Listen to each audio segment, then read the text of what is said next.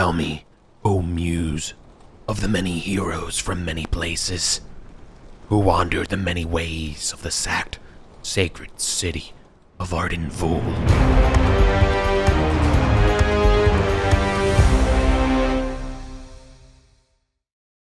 Let's get started.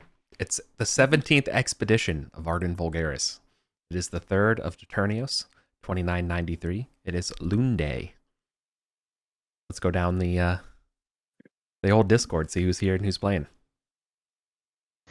Hello, my name's Michael, and today I'm playing Bartu the Kumus Druid. Long may he live. Hello, I'm Lauren, who has a cold, so I sound really raspy today. I'll be playing Callista Curiosa, a wizard. I'm Memento Mori. I'm playing Kaldar, the dwarf priest, who has miraculously 1 HP. Not very blessed by your god. I'm MK playing Runar the Witch.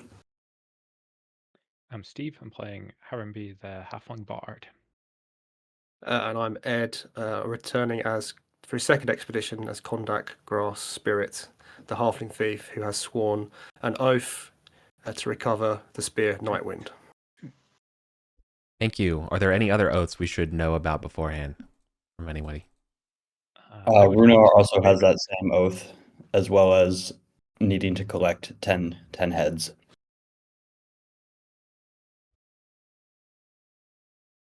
Harambe would like to swear an oath before we set out. If he can swear it in front of his companions, as Sure. You do have a dwarven priest. Harambe would like to swear that he will find a new way into the dungeons that will save us from the fees of the halflings. Yes. Okay. There's 2 things I would like to point out for this session that would really go a long way. And by that, I just mean it doesn't actually go a long way. Just to me, it makes me feel good. One is if you have an oath, you say it at the start.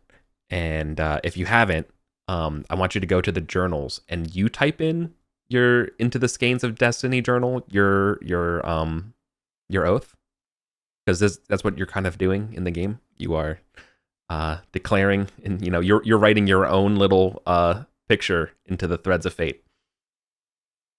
So you get to type that in there. And then the second thing is, and doesn't matter today, because we don't have any, but it would mean a lot to me if we remembered to roll loyalty checks for hirelings that session. And I think to do that, I'm going to add teeth to this, and that if you don't, it's going to be assumed that they failed and won't be around. So it's incumbent on y'all to remember that. Is that okay? Not much of a change from the previous rolls. That's actually a really good point. This came up because I literally just rolled a natural 1 last night for Zipper, our boy Zipper, who made it out of the dungeon losing some packs of gear. Okay, anyways, that all aside, is the 3rd of Toternios. The weather is partially cloudy. I would say maybe like 20% clouds, so pretty sunny, clear. It's about 18, pretty, maybe not t-shirt weather, but it's not the worst. What are we doing today? What's the plan?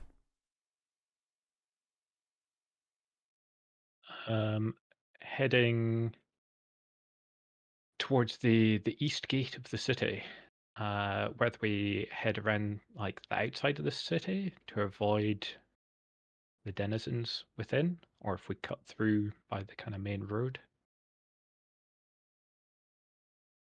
Don't know if anyone's got any preference. Let's ask the guards what it looks like out there on our way over. The only problem with the guards on that northern gate... Did you piss them off? Well, they work for the inn. Yeah, they're pissed off. And the halflings are we suspect the halflings are allied with the inn. So I feel like maybe we should avoid those towers for the moment. You just kill them. I think they're on top of I think they're large towers. Yeah. I'm thinking maybe we should go for rather than go for the main boulevard, we should maybe skirt through the ruins to the sort of north a little bit and see if we can maybe cut along the river, then go north, cut across that road, head through those ruins, and then head towards the east gate that way. See if we can see any interesting sellers. That's what I was thinking on the as well. way. Cool. Are we in agreement? Yes. Yep. Cool. Okay. Do you know marching order? Yeah, what is the marching order? That's a good point. Also, with this many people, I would appreciate it if somebody would be willing to help me keep people organized and on track where things are. It's sort of like a shot caller with such a large number. There's no reward for it. It's just would be nice. Okay. Like an assistant. Yeah, like from the old school style of a shot caller where someone helps drive consensus for a party when there's decisions here. Mm-hmm. Who'd be willing to say that they break ties if if 3 people want to do one thing and people want to do another, that kind of stuff. But okay. I'll do it. Yeah. Sorry. Yeah, Steve, you do it. Thank you, Yes, Steve. approved. I don't trust myself after my recent deaths. I'm just gonna be along for the ride. Maybe Memento wants to be up front as a thief. I don't mind being up close, but if there's a fighter, it might be better. I do have decent AC, but I'm an extremely fragile priest, so Yeah, I'm the thief. I don't mind going up front. It's fine. Okay. Kondak. Seeing as I've sworn an oath to find a way in, I feel like I should go up front as well. makes sense. Singing in a traveling ballad of some kind, maybe. Exactly. I'll be in second position. Kaldor? Who is Runar, sorry. Yeah. Not sitting, looking at between 2 different screens. Runar. Shout out your character name. Who's going in the middle? Batu can go in the middle. R2. And that leaves Callus. Yeah, don't put me last. I'm a little squishy. And who am I missing? Kaldar. Kaldar.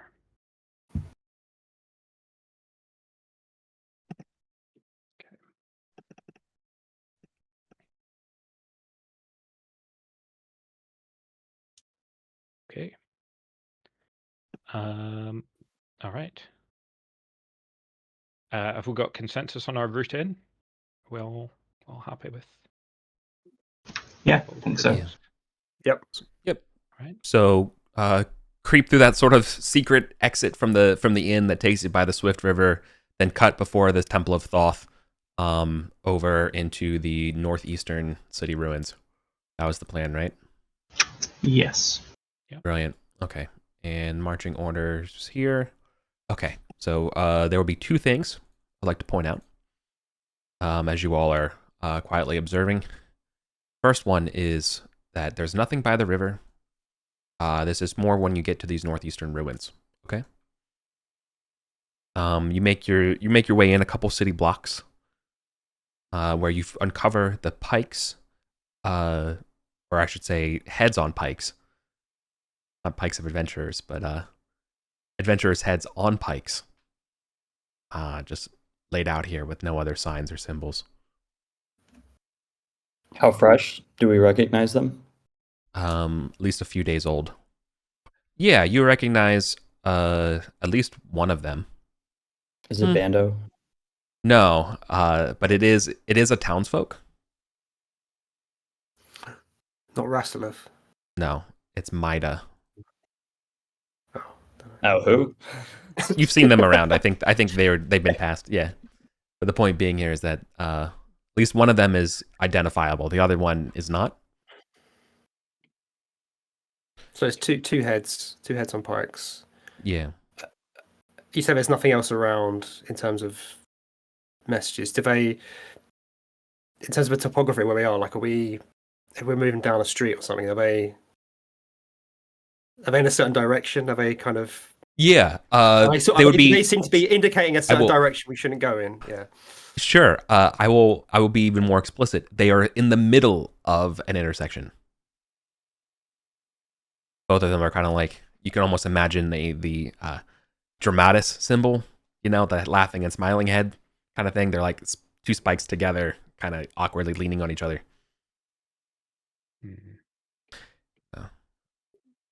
Should we Back up a bit. double back and then head towards that watering hole and then head up that way? Mm. Well, One If you were- second, 1 second. Do you hear anything other than me? No. No. Okay, good. It's working. There's work being done in the house, so I'm just Okay. making sure I've got the filter on. So it should be fine. thank you. Appreciate it. Yep. Okay. But if you recall, I was going to say there were two things of note, and this was just the one, and it wasn't two heads. That was just the first one. The second part though is actually for you, Callistra. You actually are, as the party stops and ponders this, in the rubble near you, in one of the houses here, you discover a large bronze key, or sorry, not bronze, stone key. A stone key. Interesting. It's Have a look. sure. I'll describe it as you almost think it's black iron, but it glitters. Is that like an obsidian? No, that would be like reflective and shimmery. This is something else. Hmm. Yeah. Interesting. If you had a jeweler or a stonemason, they would be able to tell you what it is. Oh, my guy's a jeweler as his background. Oh, hell yeah, brother. Do you want to show it to the priest? Yes, I do. Look, Nice. priest. Look what I have found. This- Interesting.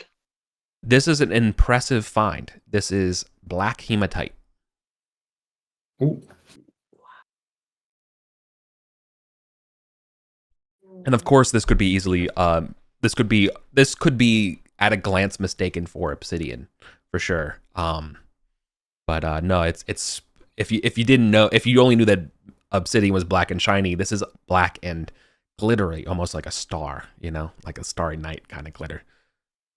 Did you say it's a key or? Yeah, it's 100% a large key. Fun fact, hematite is made from dragon's blood, I say to the party. Valuable find. Is Will it someone else carry this? But both comes from the ancient Mithric hemoglobin. Yep. Can anyone detect magic? Is it magical?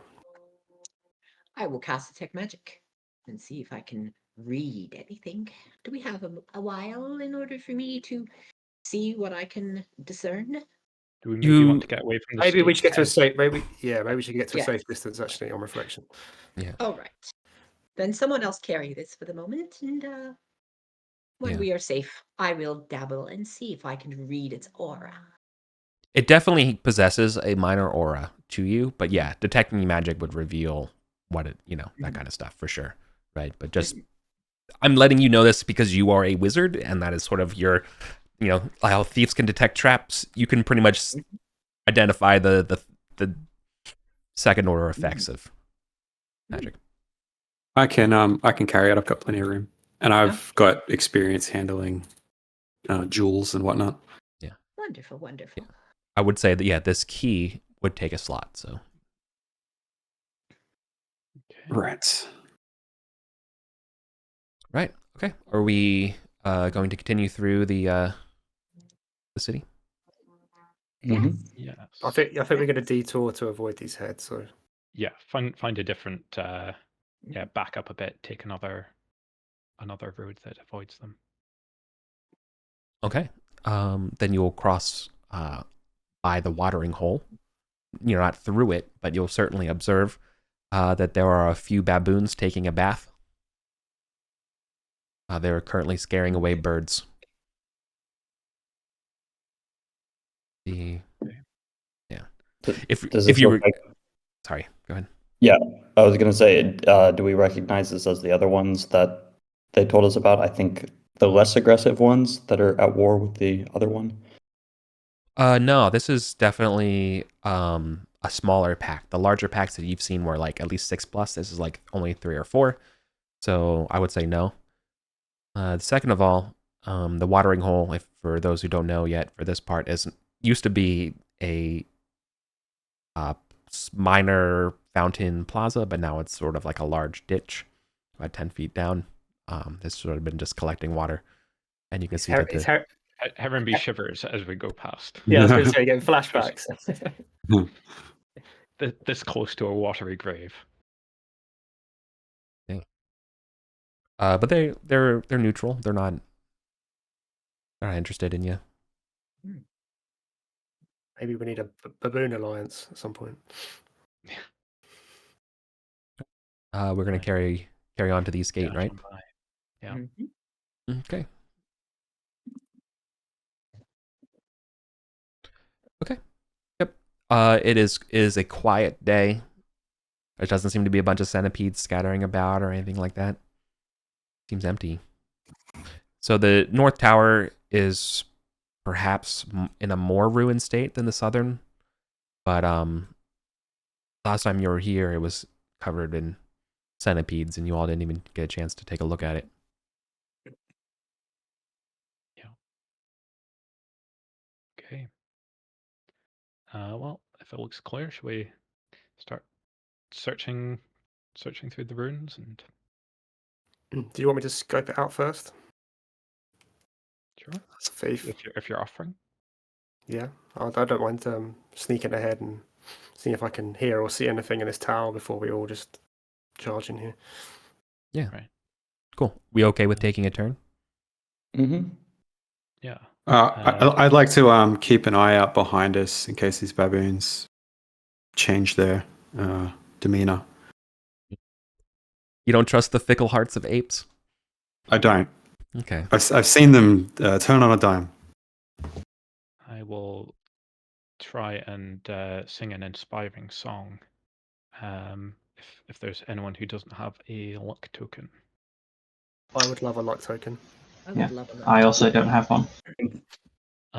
Giving one to the thief would make sense, but do you want to wait before you go and sneak ahead? Because I'm not gonna if you're trying to sneak, I'm not gonna be shouting to you. Oh no, let me. If we can do this simultaneously, I'll just go ahead. You can give me one later. It's fine. Okay. I wouldn't mind one if they're going around.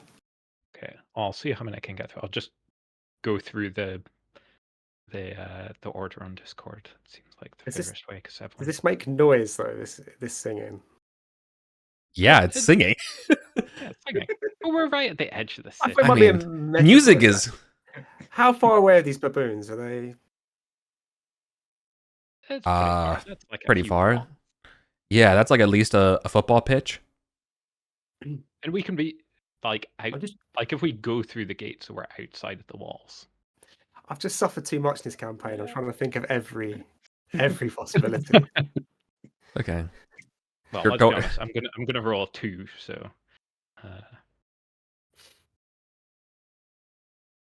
Oh, that no. You forgot there's extra 0 at the end of that roll. 20. But there was a point of order I wanted to bring up, but you were so witty and it escaped me. When you made your oath, Steve, you actually rolled 2d5 instead of 2d6. Oh, did I? Yeah. You can either Oh, choose to honor that, or you could re-roll because you literally had no opportunity to roll a 6. Sure, I will try again. My fat fingers. Oh, Yeah. it was fated. David. Yep. Okay. Fair enough. Right. So let's talk about. Oh, sorry. Go ahead. I was just going to ask. So that result gives you +1 to attack or magic casting. Would you allow the magical dabbler bard feature instead of casting? Yeah. Is that- I wouldn't count it to your performance abilities, so your inspires and your transubstance, whatever. Yeah. But I would definitely allow it to your use magic device stuff for sure. Okay, I'm going to plug in there because I've already got a talent in that direction. Just need to find a scroll, Just one. and then I'll cast the hell out of it. Perfect. Okay. So then the camera's gonna follow Kondak. Just to creep ahead, see if there's any Yeah. obvious entrances to this tower. Yeah. The other May halfling. have peek through the door, check it for traps and all that stuff. Right. Okay.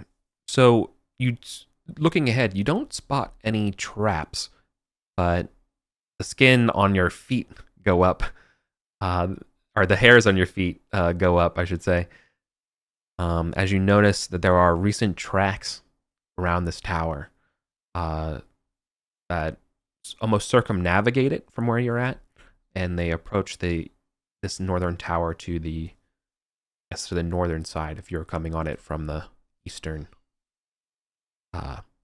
vector.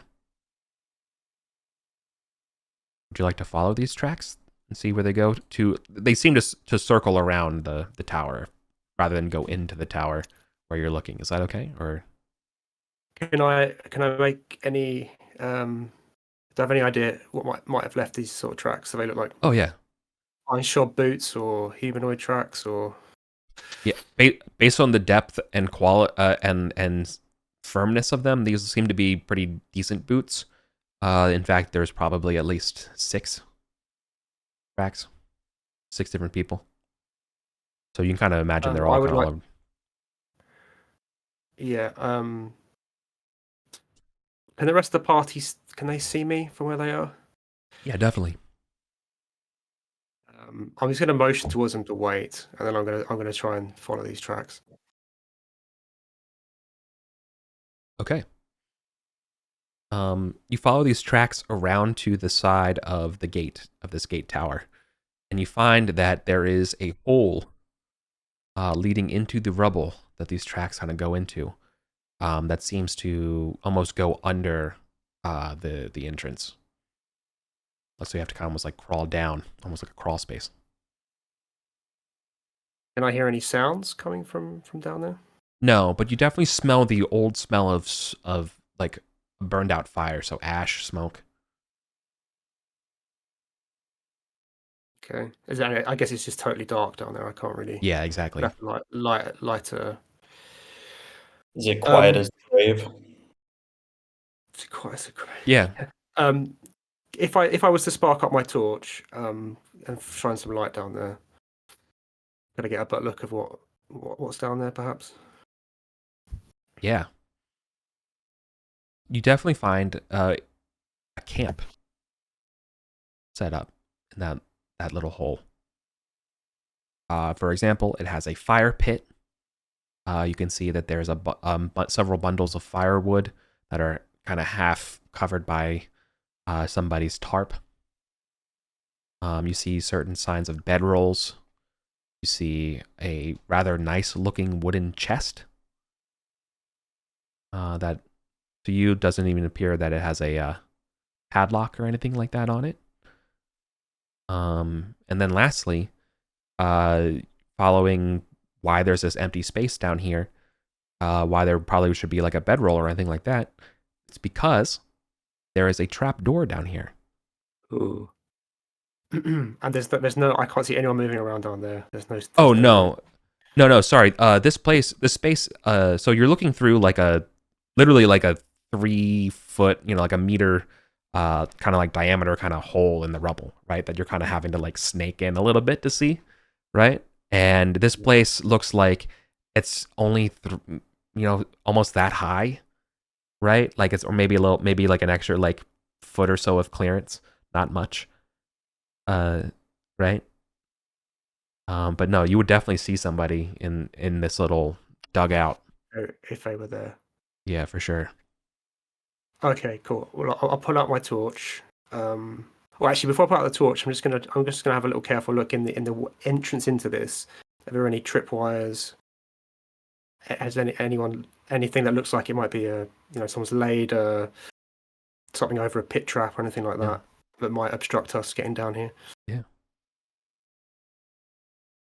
Weirdly, no. And if anything, that's frightening you. Like, not to speak on behalf of your emotions, but it is strangely unguarded. Okay. Okay, so I'll put up my torch and I'm going to return to the party and I will report what I've seen. I would definitely like to have a look in this chest. And it looks like there's possibly a way down to somewhere. The trapdoor. While we're still on the same turn, was there anything else anyone wanted to do? Like, Lauren, were you wanting to detect magic? Detect magic would be an excellent idea right about now. Yeah. So, if there's time, so that is a d24. While you're doing that, I will describe a little exposition happening. Okay. In the distance, far down across Arden, you do hear the sounds of beastmen marching horns. And then you hear the baboons kind of turn their heads and look in the direction towards the past the Temple of Thoth, past the interesting tower, somewhere near the interesting obelisk, perhaps even the stairs, where this is echoing. And then the baboons kind of scurry away. What are they up to? All right. You certainly rolled. Mm-hmm. Right. So yeah, this is definitely an enchanted key. It's nothing, not like an intelligent or like weird key. It's not a magic item as far as it confers a military or tactical benefit, but it certainly has the enchantments attuned to a specific type of magic lock. One that would be, that based on these, this is sort of the inscription/encryption that would go to a magic lock of considerable value and potency. Fantastic. Now, this does remind Kondak that he did find an arcane locked door behind the waterfall up on the short stair last time he went out. So we know of at least one arcane locked door. And the ones to the mushroom forest. Oh yeah, of course. That was 2 keys, though, wasn't it? Yep, 2 keys for that one. We can find a What door were that the matches this kind of Yes. stone. It's an I would odd think so. choice. Yes. Well, that's yeah. Those gates, those doors were. I think they were black in color. Mm-hmm. The one in the basement caves. Yeah. Yeah, I'm pretty sure they're black. Yeah. Maybe. Then keep this key safe so that someone may, discover something wonderful and share it with all of us. Let's hope so. Any other actions from anyone else? No? Okay. Should we move over to the entrance? We're not all going to be able to squeeze down into that tiny space. If you're wanting to like check out that chest to start with, I could carry on handing out some performances. And I want to interrupt you because you actually can all fit down there. I didn't describe the diameter of the hole. I described the claustrophobicness of the height, the ceiling to floor ratio, but it's about 15 feet in diameter. It's about 5 meters wide. Like almost it encompasses almost the entire level of this tower below. Well, in that There's case, shall we squeeze in? You will also have to squeeze in one at a time. Yes. Sure. Kondak will go first, just looking carefully for any traps he might have missed, and then he's going to make a beeline for the chest, probably. Yeah. And take a look at that and spend some time trying to work out if that is trapped or locked. The accurate count of bedrolls is 7. I don't think I gave you a proper number. But no, this wooden chest is completely unlocked. Looks very new. In fact, it still has sort of like the seals that it was made in Newmarket. Unlocked. No obvious traps. I'll open it up. Yeah. Squeak as the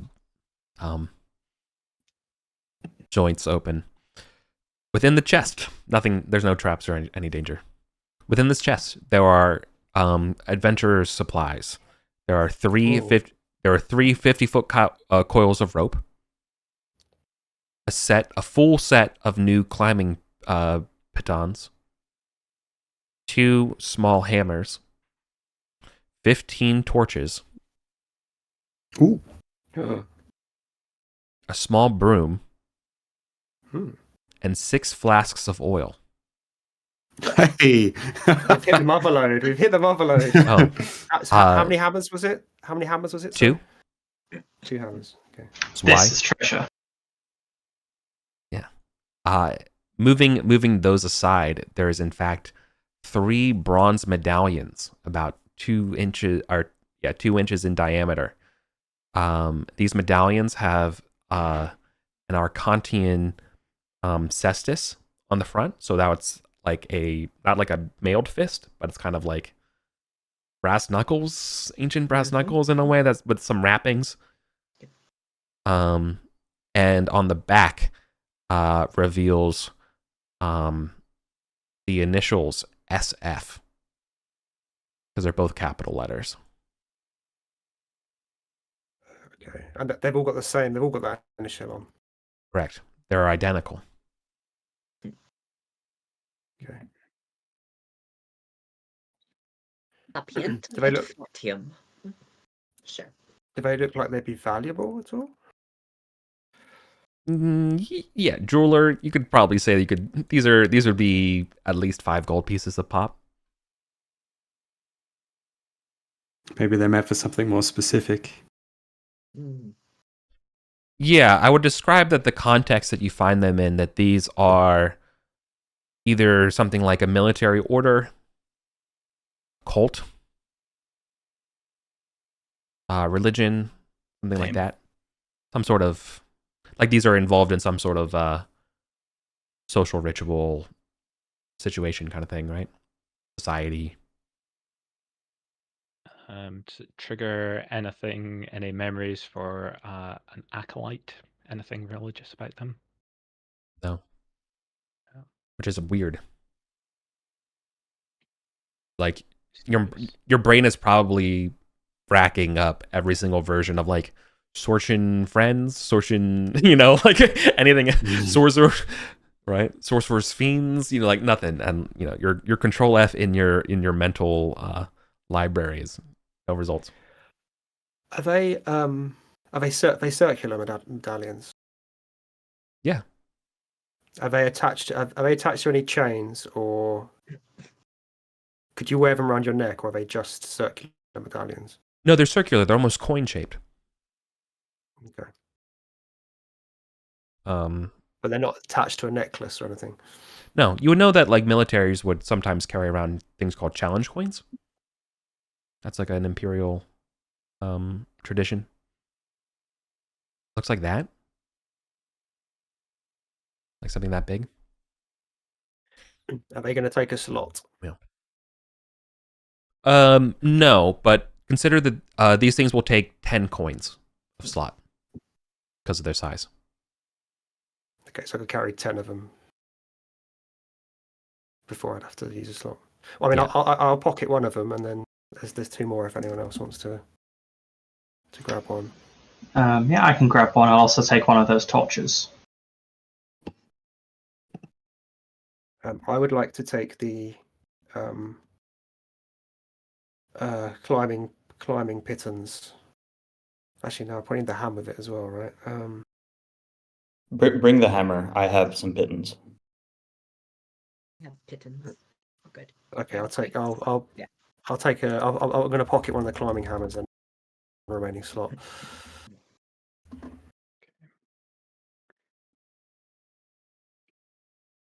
I'd like to take 3 flasks of oil.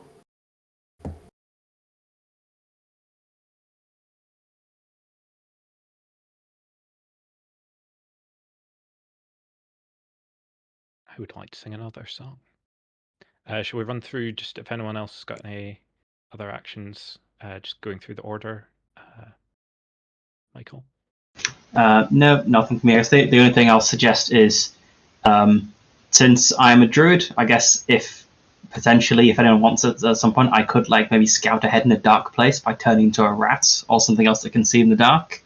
I could also say my rat. Yeah, just something to keep in mind through the session, I guess. But yeah, I'm not doing anything specific. Okay. Warren.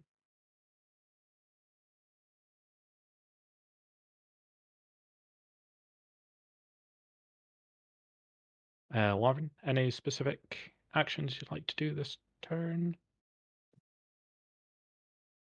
No. Okay. Memento. Nothing from me. No. MK. No. I will try another inspiration. This one for Callistra. No. Not inspiring. Oh, Oh, on inspiration. you don't have your own inspiration? Is it worth Doctor. spending a luck? Doctor, I am Pagliacci. Oh, I'll carry on with my tradition of You can save it. one luck token. Yeah, not being able to give out luck tokens later. I don't know. It's a decision. Fine. I'm not trying to.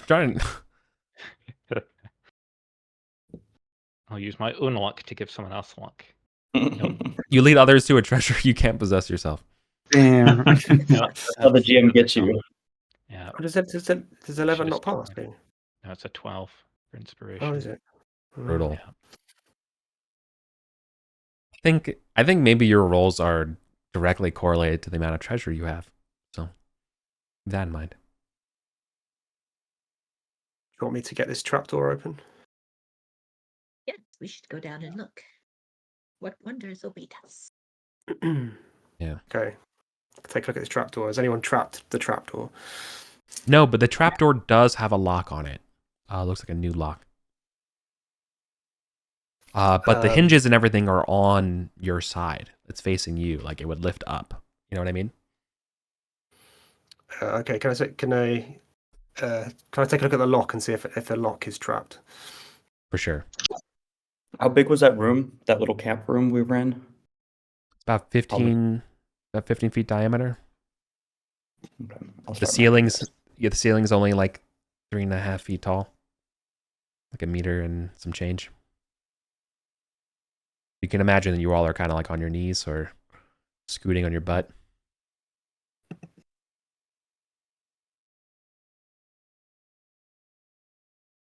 big are these bedrolls? Human size. Okay. Some of them showed various signs of wear, but based on the nature of these bedrolls, they're definitely not like the worst bedrolls in the world. You know, they clearly, you know, they're better than probably the standard issue military bedroll. You know. Okay.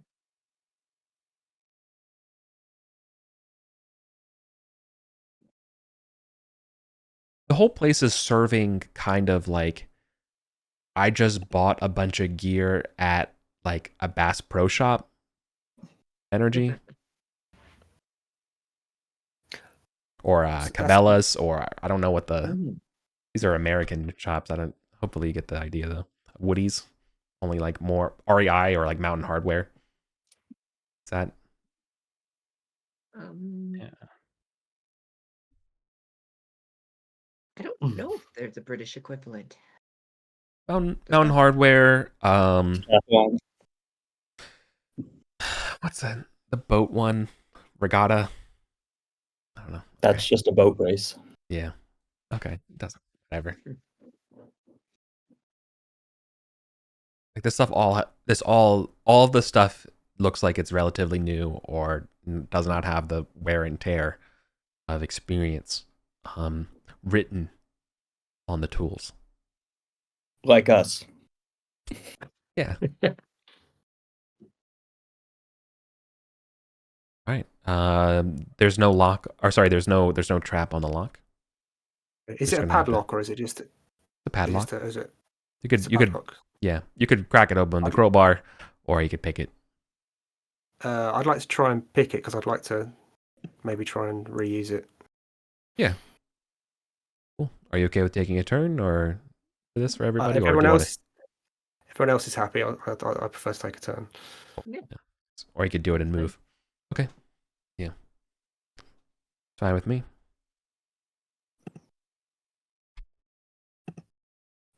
Time passes. Works. It opens up, and you can see that the cellar below is mostly rubble, but a path has been sort of cleared through the rubble. So you have to drop down about 5 feet. To where if this drops us into the basement. No, no, it doesn't. It doesn't. But that would be really funny. Everywhere I go reminds me of her. The path has been cleared out, and the boot prints and such continues. So this sort of cellar level is about the same size. In fact, it's probably even a little slightly smaller than the 40-foot diameter, but a lot of it's rubble. The path that's cleared out clearly leads to a narrow, about 2-foot wide, 5-foot tall crack. So basically, floor to ceiling of this level that you're on, like fissure into more void. You can see though that like these were all the boot prints and things are going. There's a slight breeze from below there. Smells weirdly wet and stale.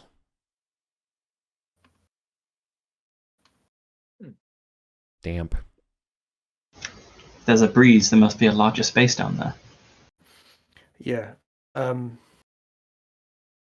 guess I'll light a torch and drop down and see if I can see anything along the passage. And if it looks clear, I guess we're gonna proceed in.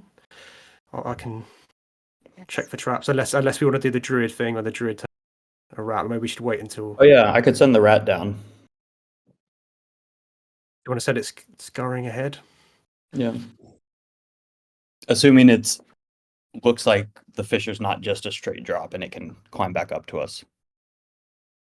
But it should I'll drop down anyway with a torch and just see what the geography of this looks like. And if it looks fine, then we'll send the rat to have a look.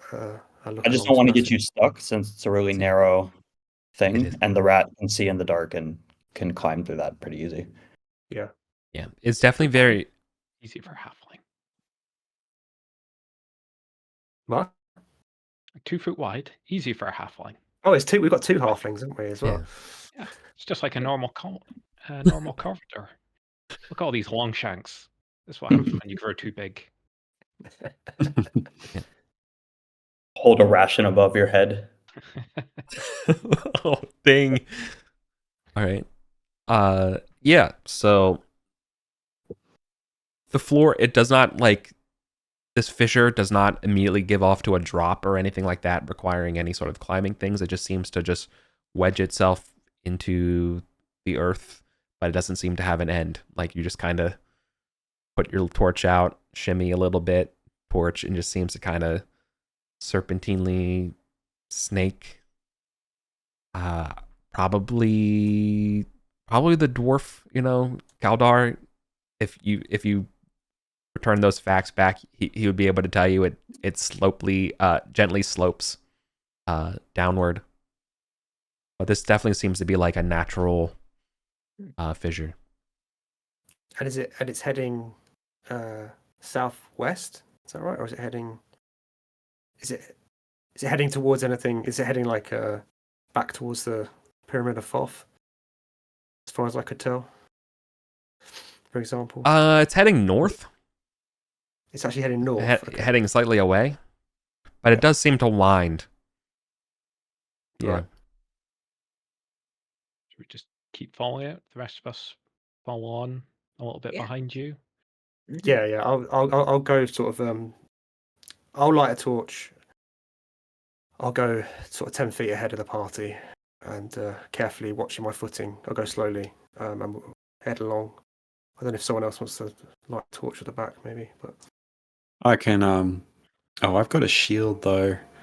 I'm near the back. I'll light a torch. That's fine.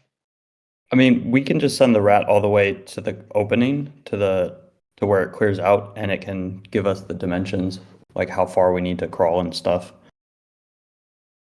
okay, should we do that first then? And then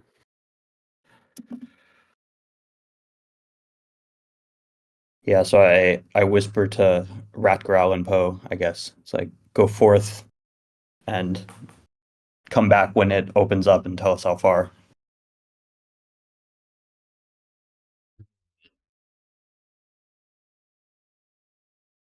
How reliable? I guess you're familiar would be very reliable. Yeah. I'm assuming we also have like a telepathic connection because we can communicate to each other. And it can cast spells for me, so. At any distance, wherever it is, you can. It just says it can be, what does it say exactly? Like the spells I cast can act like they've come from them. Okay. Then here's what's going to happen. I'm going to say time is going to pass while we wait for the rat. I'm going to say that add 30 minutes to the torch, or reduce the timers by 30 minutes, or add to them, depending on how you're counting it, right? Add 30 minutes. Because at this point, you get the sense of the rat's like, should I come back or keep going? Because there's still way more tunnel. So I just pasted what it says, like it can cast spells, it can be the source of spells I cast, and treat it as if it were me for determining ranges. So right. Well, the rat, sure. You get a slight empathetic tug in your psyche about uncertainty of what to do, whether or not to keep going or come back. And I guess it doesn't feel scared. It's just concerned. No, it's just been gone a while, and it's like, do I, continue forth? Okay. Should we start? Probably. Yeah. Because we know would take us some time. The pyramid goes down a long way. So if this is just like a gentle slope winding its way down, it's probably going to be a really long, like if it's going to a similar kind of depth. Ed, can you trap the entranceway with like a tripwire or something and some loud bells? I don't have any bells and I don't have any tripwire, but there's some rope you could use. I mean, it'd be quite an obvious trap if it was rope. Would we hear the bells if we're like half an hour beneath the earth? I mean, it's a good idea, but I think it would take too long for me to with the equipment I've got. And we'd be too far probably anyways to notice. Yeah. Yeah. I need to get some twine or something, don't I, in my inventory, but I don't have any. Okay, let's just start chasing after the rat with it scoping out the path ahead.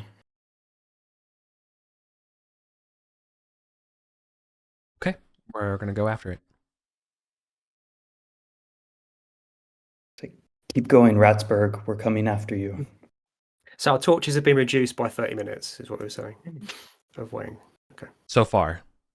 So far. Okay. If you want to get up to as far as the rats are going, then I'm just going to say reduce the torch entirely as time passes. You all are at this point twisting and turning around. I don't know if you can keep a sense of direction in terms of a compass while below,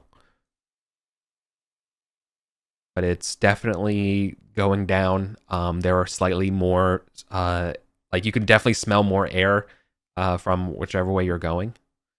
The further you go down, like I'm describing this as sort of like you went in as far as the rat before the rat doubt. Mm-hmm. Yeah, I'm gonna I'll light another torch. I'll light another torch then. So yeah, I'm gonna need another light source. And again, this space is basically you have to go sideways through it. You know, kind of shuffling through here. It's a very tight fit. As we're Not traveling, chimney, not chimney bad, but do I see indications that the boot prints that I saw previously kind of came along here? Are there evidence that people are moving? yeah. Oh, absolutely. Prints doing. Oh, yeah. The exact same thing of the prints of the boots going sideways. Shuffling through here.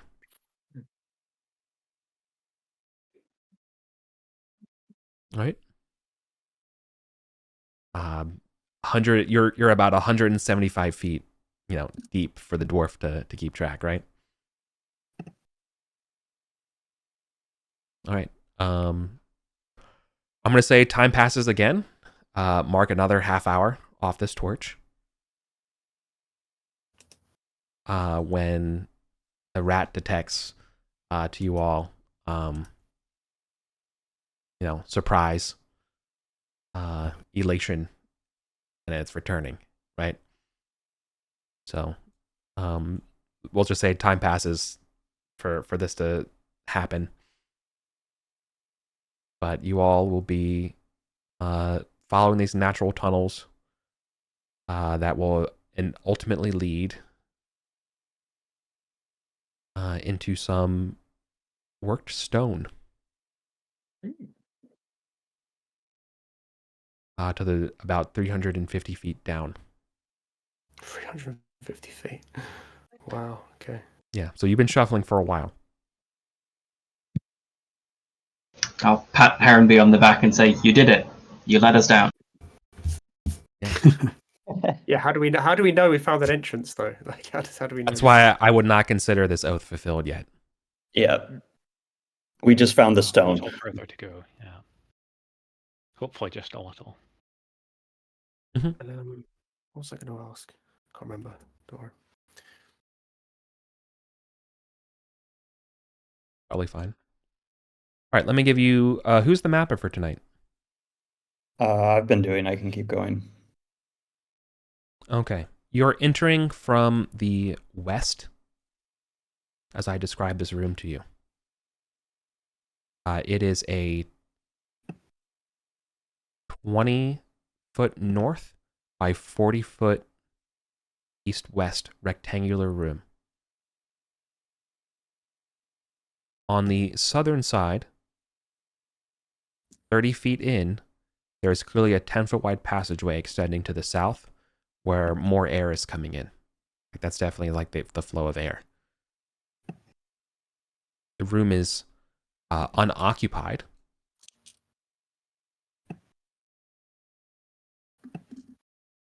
But definitely plain Arcantian stonework has been expressed for all around it. What's scary, though, is that the contents of this room, while unoccupied, seem to have unnatural characteristics. There are 3 evenly spaced sarcophagi, about 9 or 10 feet tall. Each of them has a crude mask or visage on the top of them. There's a term for the art on top of a sepulcher. I think it's called like a sepulchre. I don't know. The art for like not the bas relief, but like, you know what I mean? Like when there's like a body that's on top of a sarcophagus that's like I know etched. this. But There's a term for that. It's- There's a million. It's a gizant. Gizant, thank you. Yeah, Yes. I don't know how to pronounce it. Yes. It's French. Thank you, French. Today's given word of the day Yeah. isn't. So there are gisants, and each of these figures are tall and gaunt, and they have 2 horns protruding from the top of their heads. Their arms are crossed. You can't see their hands. Their feet are bound in the artwork here. There is some sort of inscription etched very largely on the sarcophagi in Mithric.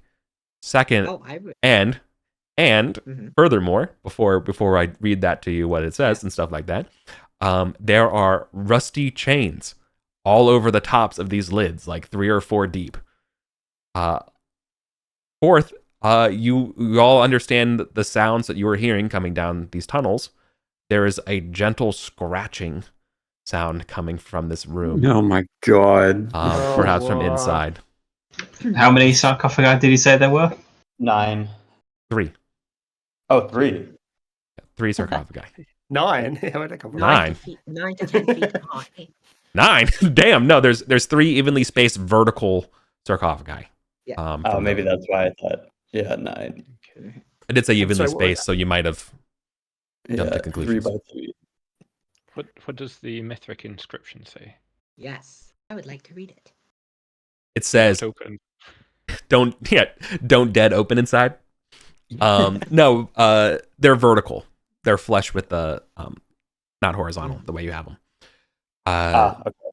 In Mithric, though, I mean, it definitely says old ones don't open. Mm. I feel inclined to follow that advice. Yes. All right, What if we were to try and there are. Yep. we'd have to open them, but we could try and talk to whatever's inside. Talk. Be my guest. I can't speak No. Mithric. So there is something else that I wanted to point out here. The footsteps, right, that you were following, and the dust treads, they go to the furthest east sarcophagi. And Kondak's keen eyes as a thief, you definitely notice that there is a compartment or trigger on this eastern sarcophagus floor. You don't see what exactly it does yet, because that would require time, but you definitely see that, these prints go there, and they clearly are, all activity is pointing to this this trigger, this sort of indented, kind of worn stone that looks now slightly out of place. Is there any the sarcophagus this is nearest to? Is there any obvious differences between it and the other two No. sarcophagi? No. In fact, the more time though you all are dallying in this room, you can feel that the sarcophagi are their inhabitants are stirring a little more. I mean, if it's okay with the party, I would like to take some time to work out what this mechanism is. But if everyone's getting worried that whatever's in here is going to come out, I think it's better to be safe than sorry. Like, how old do these chains look? Are they fresh?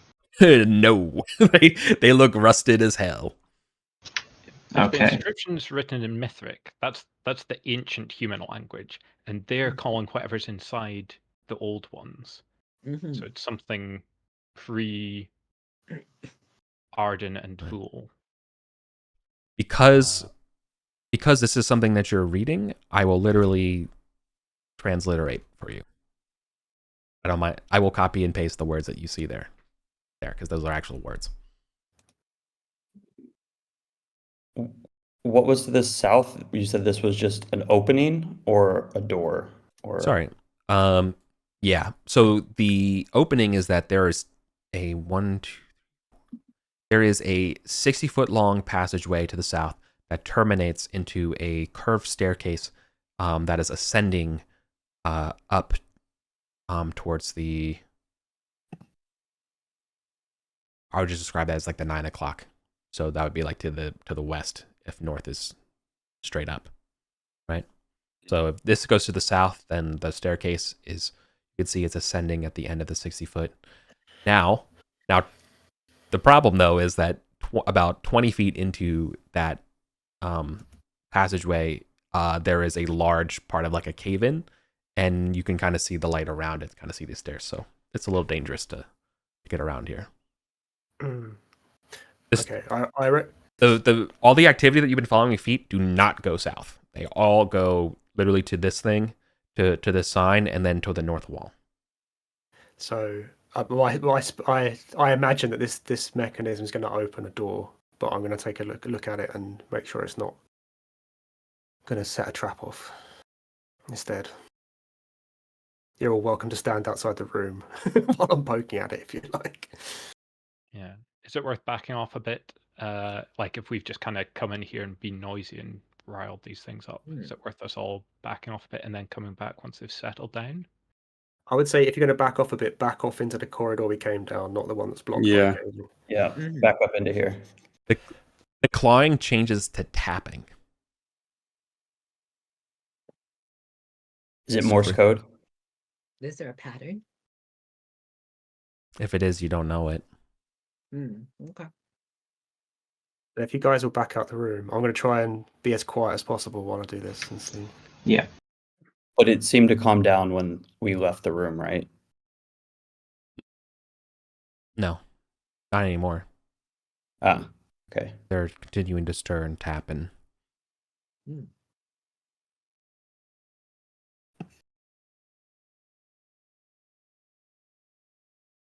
What would you like to do? What is this? Can I work out what this mechanism does? If everyone's happy with me taking the time to do it. Sure. So the mechanism is definitely a catch.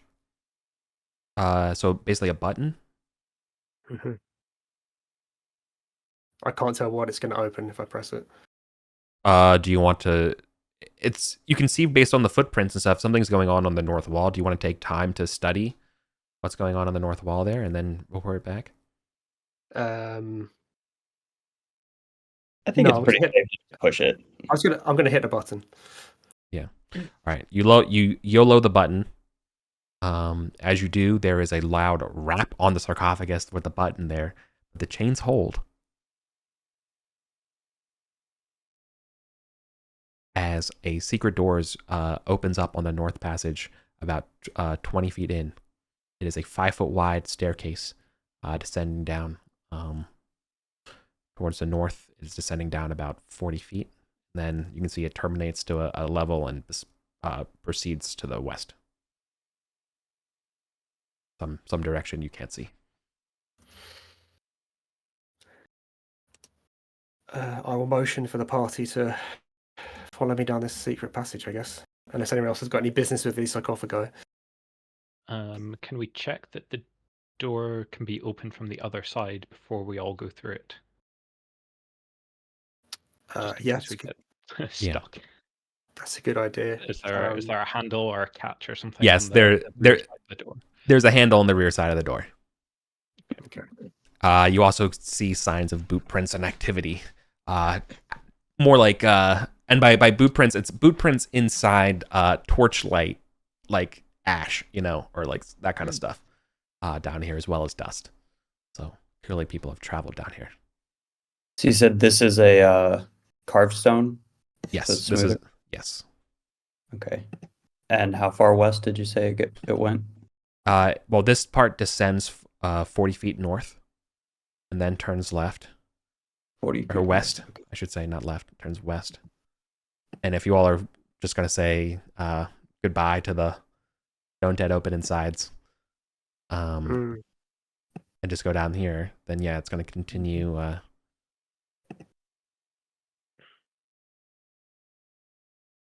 It's going to continue 60 feet west before terminating into another downward spiral staircase, circular, where you can't see how far down it goes. So another 60 or 60 total? 60 total.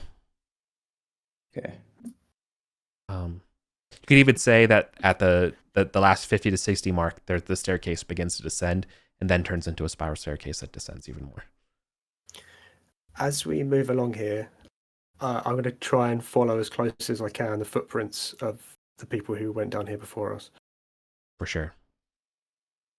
Like stepping where they stepped?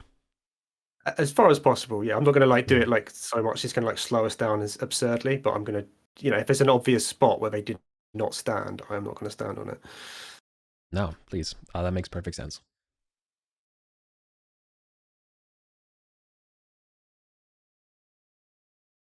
Okay, you all are feeling pretty deep below ground. Do you want to take the spiral stair? That's where the footprints went, right? Mm-hmm. And there wasn't anything of note in this hallway? No bas reliefs or... Okay. No, this seems to be all rather Arcantian work stone, but not Special. high special or functional. Okay. The spiral staircase that you're on descends for another 200 and odd feet to a dwarf. You're probably about 250 feet down, even further now. It's the purposes of these time passes. Your torch is out again. I'll light up a torch. Like descending, My torch is still gone now, so it's effectively 10 rounds of travel. So like, yeah, that'd be like your torch goes down, Does any of us have a light spell or a lantern? Or are I we have just a relying lantern. on? Okay, good. Just thinking about the return journey and having enough light for it. Sure. I Okay. assume all of these rooms we've been through, there was no light sources in them. They're all dark. Oh yeah, everything's dark as hell. Okay. So if I've given up my my torch has gone out, so I'm not carrying one anymore. I think I'm gonna have my 10-foot pole ready as we move. Oh, we've already gone down the stairs, haven't we? Okay, don't worry about it. It's fine. Spiral staircase debouches into a 5-foot wide corridor extending westward 10 feet before that corridor debouches down and widens 10 feet wide and descends another 15 feet into just like a solid Arcantian stone door. Very plain make. If anything, it reminds you of the style and form of the secret door with the handles and stuff that you just walked by ages ago. So 5 feet west, and then what? Maybe we should draw this map like not immediately next to it in case, Sure. because you know we don't want to end up overlapping. Yeah. We just like copy the. So it is 5 feet wide. It is 20 feet to the west. Before the 20 feet at the west turns into a descent at a 45-degree slope towards the south. And it extends from 5 feet into 10 feet wide into a staircase descending for, about that 10 feet or so. That turns into southwest or southeast. To the southwest. So you're looking at like a 45-degree slant south, And a very, very, very plain door. You can see that there was a sconce near this door that was used recently. As in the ash marks and stuff are still on the wall. The wall, I should say. Not recently, there's no like torch in it or anything like that, but there's signs that someone put it in there recently. Relatively in the, if we're talking about an era of hundreds and hundreds of years, you know what I mean? I guess I'm going to examine this door for traps and see if it's locked. Yeah. It is not locked, but it definitely reminds you of the exact same style door of the secret door that opened up in the Don't Dead Open Inside room. Does it actually have any images on it? No, it's a plain stone door. Plain. Plain stone door. And it's not locked. No. I mean, I'll open it if everyone Yeah. wants me to open it. We've come this far. Yeah, let's go for it. Sure. It opens towards you, and the first thing that happens is you see nothing but like a large pile of rubble. There's about 5.5 feet of rubble and dust kind of scattered. Now that's kind of like it just starts back spilling into where the door was. Mm-hmm. But across from you, there is a perpendicular hallway extending 45 degrees to the northwest to southeast, right? So you're entering this at a perpendicular hallway, and that is 10 feet wide. I assume you open the door and you don't want to peek your head out over the rubble or anything like that, so I'm just describing it this way. The hallways will extend for who knows how long.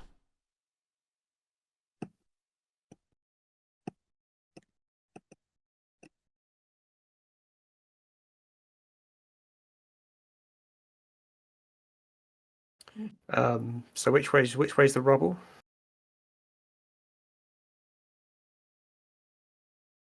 The It's- rubble is in front of your door.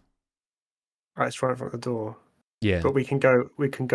You Can we move past it north, southeast, or northwest? Yes. So let me describe what the situation as you will see it. This rubble is doing a pretty good job concealing that this door is here. Now, you reckon you can reconnoiter a path over this rubble that doesn't disturb it much, preserving this and kind of being quiet about it.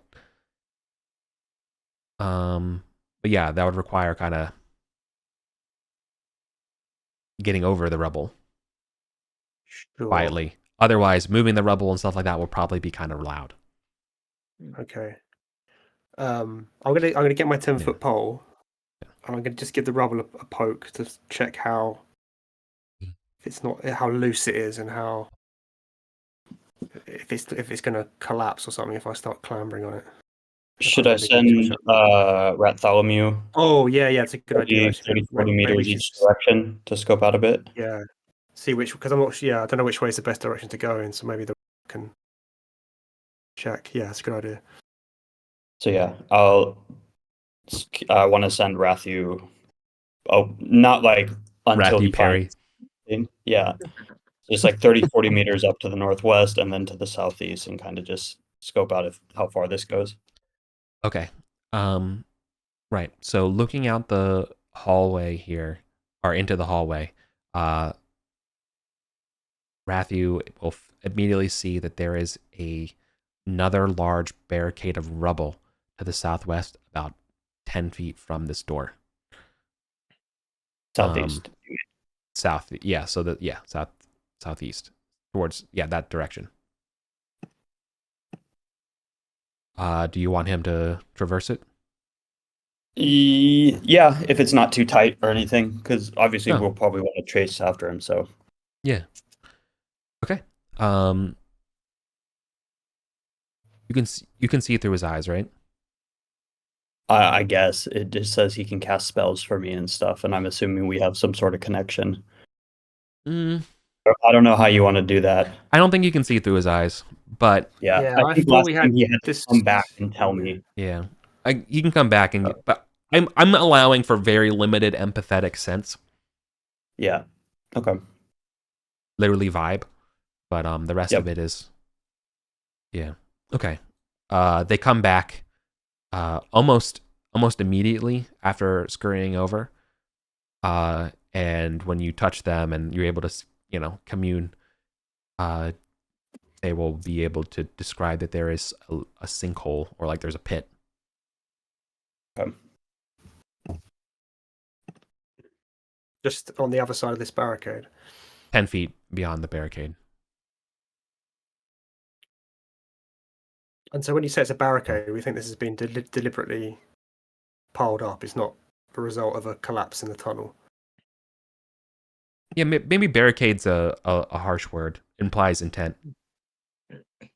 So it could be just a collapse. Okay. Yeah.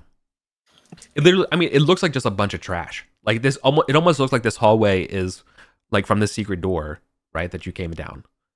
And this rubble. It just looks like this is a broken hallway, and that's underused. In fact, like besides the rat prints here, it looks like there's kind of dust kind of strewn about everywhere here. In fact, like you've lost the footprints of the people you've been following. Oh, we can't see which direction they went. No. I will give this to you since you have been tracking them. This is a deliberate attempt to obfuscate their tracks. They have another broom. Oh, we should have been doing that. Oh, the broom. I was wondering what the story was of that. Have we got anything we could do the same thing with? If we got some rope, could we use the rope like to sort of like dredge almost the ground behind us? Just drag the halfling behind us. If we drag the rope behind us like that and just to stir it up a bit, would that work? Maybe.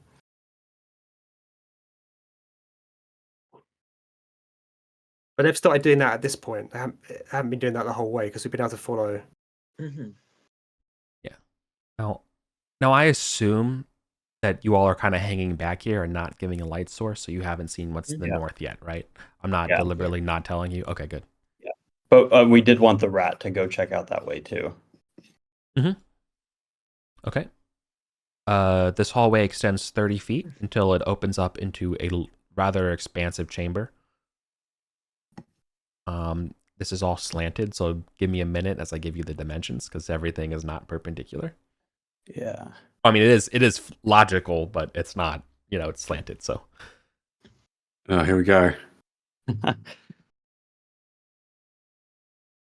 right, it is, so I'll describe to the left here. Right? Clockwise from the left. Exactly. Okay. These are, so this whole room, I should describe that this whole hallway looks very different than the stairs you came down from. This whole hallway and situation looks to be limestone block rather than just hewn stone.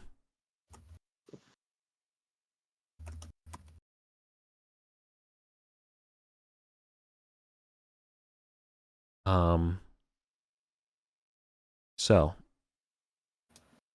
this chamber, it extends 5 feet to the south, extends 15 feet.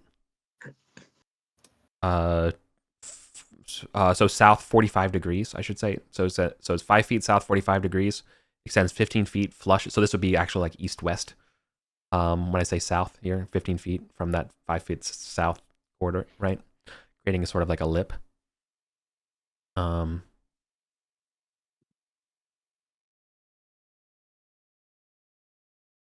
There's basically at the edge of that 15 feet is open space. In fact, there seems to be some sort of start of some sort of stonework that extends out into maybe like a bridge or like an arced pathway, but there's no ceiling.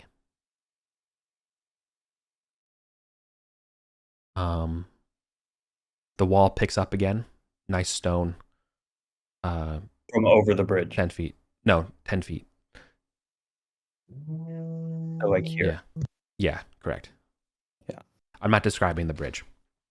The bridge gently arcs at least 30 or 40 feet before the hook goes over it, right? Okay. Yeah. There is so it goes north 10 feet, opens up into a hallway, extending another 10 feet. This is towards 45 degrees, so kind of the same vector as your initial secret door hallway stuff. But not like flush, right? You're clearly like off by like 5 feet or so. So this would be like that northwest southeast kind of vector I'm trying to describe. Again, this is slanted, so it's a little bit tricky to describe. So give me a lot of rope. Okay. Also goes Oh, this it's direction. going this way? Yeah. Correct. Yeah, that 10-foot passage is going that way. In fact, the shape of this room is almost like the shape of of a house, and what I just kind of described to you is almost like the roof of this house. So then after this, that vector 10-foot corridor, it is 30 feet flush, 90 degrees from that passageway that we just did. So this would be a flat limestone, 90 degrees going now northeast, southwest, right? So this would be perpendicular, followed by a 90-degree angle that extends about 12 feet. This is still connected to that northeast one. No, Right? no. This is all. There's no inside line here. This is all one massive room. Yeah. This goes southeast, About 12 45. feet. Yeah, 45, about 12 feet. For continuing northeast, about 20 feet. And clearly there's like a Y junction where straight north, so 45 degrees tilted to the west here, so like straight north, a passage goes. Your rat can't see how far. Yeah. Right? And the other passageway is just ever so slightly off from a perfect Y. It's almost forming like a weird L with this, the way everything all fits together. There's a staircase descending about 20 feet.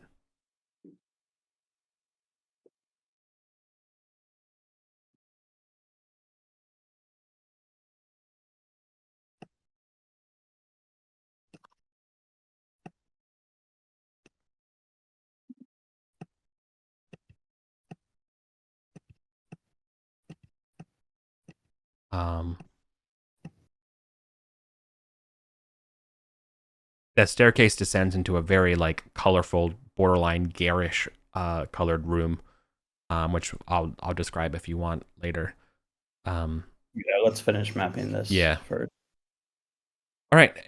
Then to bring it all home, the after that staircase and Y intersect, that sort of Y junction, there is a 45-degree slant. So this would be parallel to that wall across from going northeast and stuff. 40 slant. So parallel to that slanted wall, aka perpendicular to that the rubble passageway, that loops it all together. Okay. Richard Barton. Yeah. So that is just the outline. That's the United States of America. Yeah, that is the outline of what you're seeing here, right? Because there is also a statue in front of this bridge. This statue is has the same head as the statue, or as the sarcophagi, as the Gisants.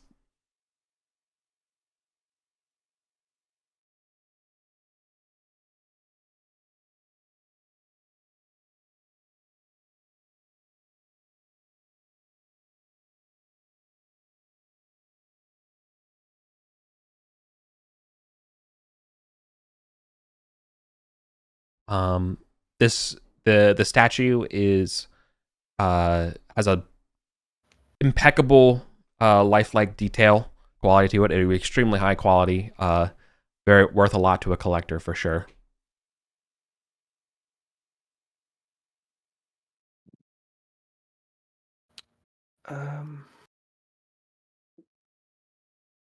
How big is it? It's about 9 feet tall. Sorry, actually, this one would be a little bit shorter, about 8 feet tall.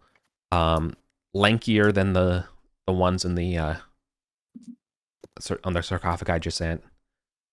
There their hands are one's to their side and one's kind of like just kind of out, like they're trying to talk. And you can see that they only have 3 digits and a thumb. On both hands? Yeah, on both hands. As well as definitely horns, and they're wearing some sort of like toga.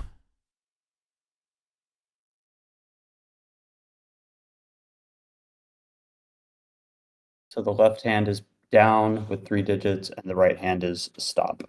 Yeah. I guess just forward. How?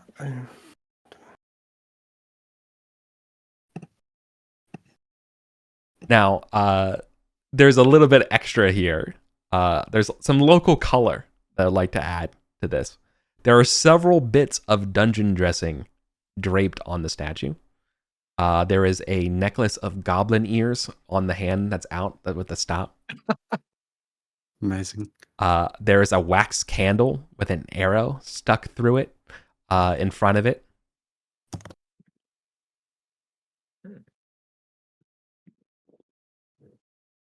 And last but not least, there is another one of that strange graffiti that no one can read on it. Which is kind of like at its feet / on the pedestal.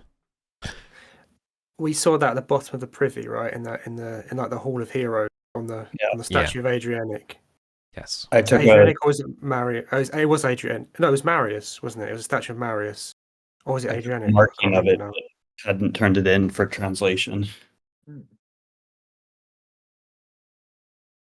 Is there everything in the room, Eric? Is there anything else? No, there is an inhabitant that I haven't got to yet. Or I should say 2 inhabitants. Okay. Have they noticed the rat? No, they are completely dismissive of the rat. They're clearly talking to one another. So is this what the rat sees? Am I describing? Okay. This is what the rat sees, yeah. Because we're still at the we're still here. Okay. But we can assume then that I can say with absolute certainty that what you're seeing, these denizens will absolutely not care about this rat. So we can just assume that what I'm saying will be eventually retold secondhand. Mm-hmm. All right. There is a very well-clad and a wildly out of almost anachronistic style armor for the period. To us, like modern people, I would describe it as Gothic plate armor, all black and incredibly etched with silver filigrees. Most notably, a perhaps like a star motif or like a sun, like on the helm. There's no plumage, and behind them is a. I mean, for lack of a better term, here would be like a squire, right? Someone clearly following around, much younger,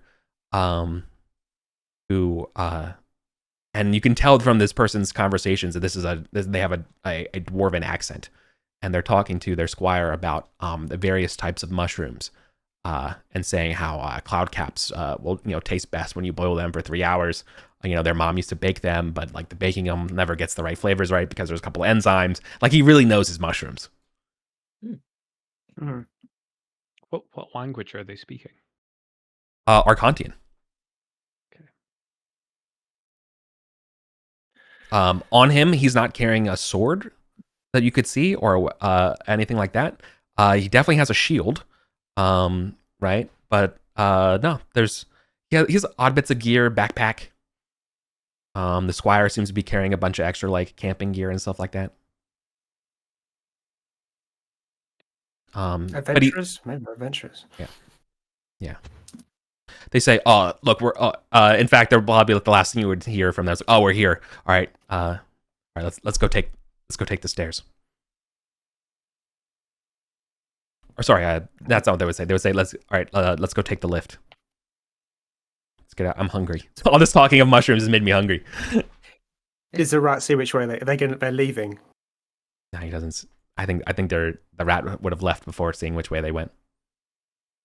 Now, if you wanted to, you could probably like catch up and try to find them, but that's up to you. Can we get this rubble and stuff on the door? Can we get past this easily enough, or do I need to work out a route that we can follow? If you're okay with being slightly like a chance of being heard, yeah, you can just move the rubble out of the way and just kind of YOLO it and be fine. But we don't want to we don't want to reveal the door. We kind of have some advantage here because it seems a bit hidden. So maybe we just take a turn carefully going over. I think we should take our time and hope that we can follow the footprints, or maybe the tracks these people, or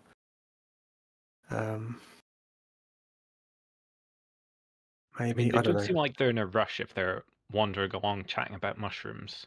Yeah. It seems, that seems like a very relaxed thing to be doing in this death trap dungeon.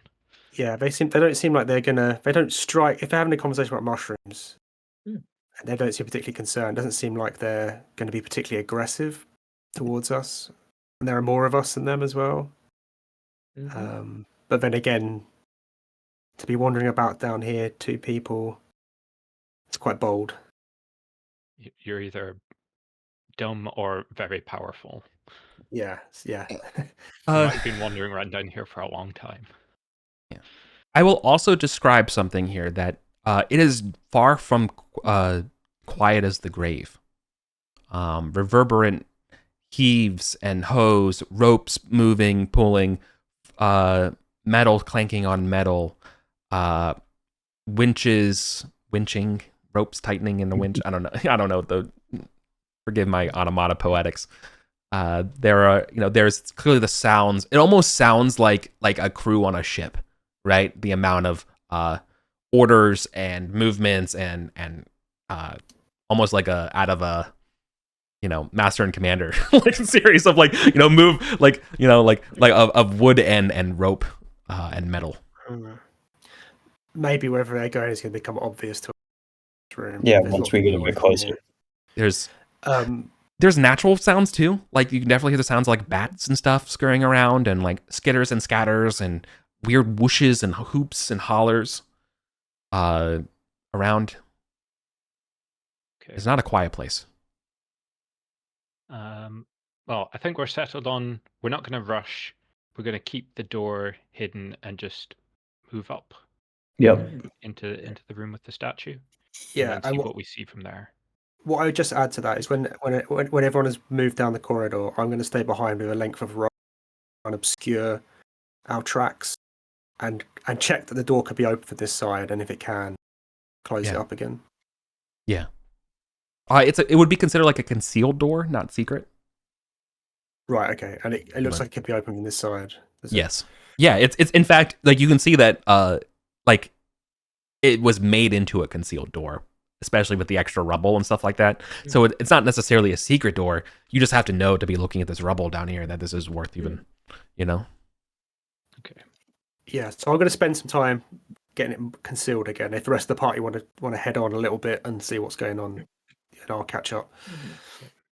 Sure. What's our light situation at the moment? Who's carrying? I have a torch. There's currently 25 minutes on it. Okay. Oh, that's a good point. Actually, I don't really have a light source.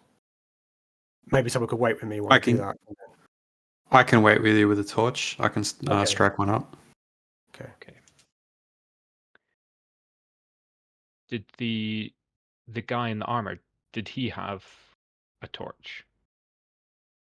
Yeah. He was just wandering around. His squire had a torch. Okay. Well, when we get up to the room, should look any sign of light from ahead? Yes. So across from this room with the weird statue and the bridge and stuff, you definitely see there's light sources. In fact, there's chatter and talking. So this is past that 10-foot corridor. There is another room that I should probably start describing to you because you can kind of see it from here because there's a lot of activity happening in front of it right now. Specifically, you can see that there is a dwarf, their companion, negotiating with someone I will just get to describing. But right now, I will describe this as there is a... So starting from the left, there is a 10-foot wide, going 45 degrees from the entrance of that slant, out to the west. there is, I would describe open space, but that's not exactly true. There seems to be large amounts of wood and metal and chain and wood and rope set up here, and you can see that there is a winch and things are moving right here. Across the way, again, I will describe how it's moving at the end. Moving on from there, so there's about let's describe that almost like as a 15-foot void that goes 45 degrees from the 45 degree 15 feet that I described earlier. So Under the bridge? yeah, so effectively no, it does not go under the bridge. No. So this No. line goes to the west. Yes, it goes to the west, not to the south. It's at 15 feet, right? Yeah. Then there's to the northeast, there's 15 feet of void, and that's where the winching and all the sounds were coming from and all that kind of stuff. And that we just call that void for now because there's no wall. Then straight north, so this would be like 45 degrees off of that northeast void, right? The void is going parallel to the pathway that you all came in from the secret door. Just to give you all a mental reset, what I'm trying to describe. Right, so now we're continuing 45 degrees clockwise, so this would now be going kind of straight north-south. There's 10 feet of wall, followed by 45 degree, continuing on the clock, so this is now like around like the 1 o'clock position or so, 10 feet of wall, opening up into a hallway of 10 feet. Hallway going north-south? Hallway going the same vector as the rubble and dirt rubble hallway. Yeah, so there's almost like a weird bubble of passages that are not lined up. Then the back wall is flush with that hallway. So there's the hallway that's 10 feet wide. So then this wall that past that 10 feet, so that back wall of this is completely flush with the ending of the entire room. So you can just carry that back about 40 feet before there's a hard right angle, brings it in about 10 feet, finishing the chamber. That make sense? Like that? No, the other way around. Flip the L. Oh, this way. Yeah. So there's a short side that connects to the 10-foot wide corridor. All right. Now, in the middle of this room, like there was a statue, and I'm going to describe the contents. In the middle of this room, there is a large stone chair, perhaps even a throne. It is draped and adorned in a cornucopia of cloths and types. But it's hard to exactly get a great picture because there is an imposing large figure in front of it, as well as a dwarf and a squire currently engaged in negotiations. There is a 9-foot tall, hulking, well-dressed individual. A type you've never seen before, who is speaking with almost like a joking, casual demeanor to this knight.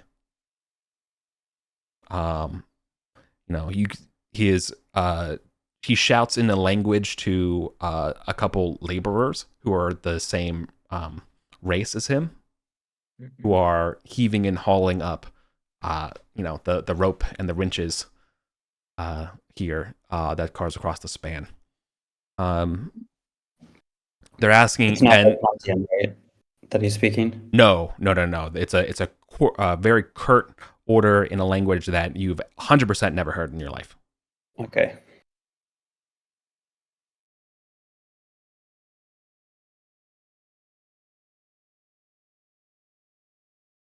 So, do any of them notice us as we kind of like head forward? Like, where are we? Are we hanging back cautiously? Yeah. So peering down. Yeah.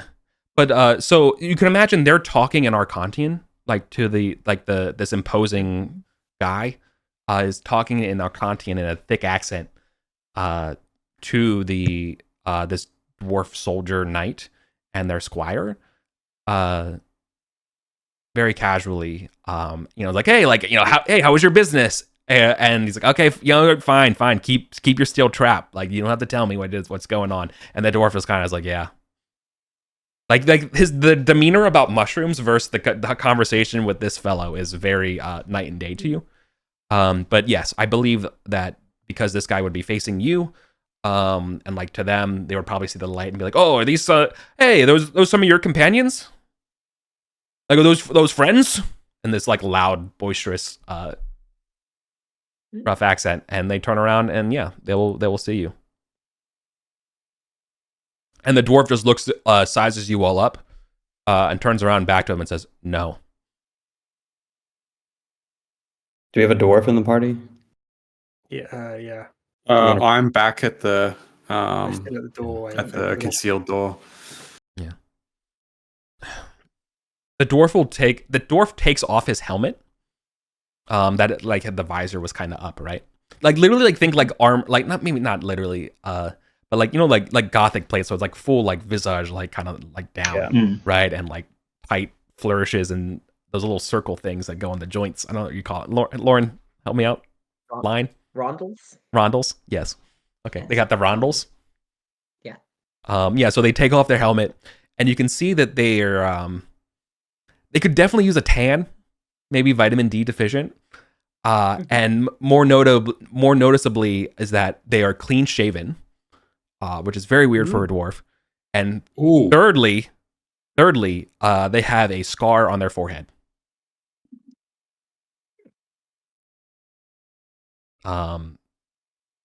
It is a very noticeable black scar.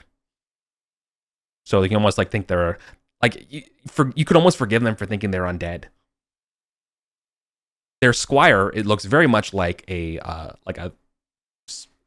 17-year-old Thorkin, like warrior woman. Very much not like this one, but like she hangs on to the words of this knight constantly. So they literally say no and then just ignore you. They go back to like, so anyways, yeah, oh my god, could you like not believe it, man? Like they're just talking about like the goblins. They're like, oh my god, the goblins tried to cheat us here. Can you believe, like, they're so stupid.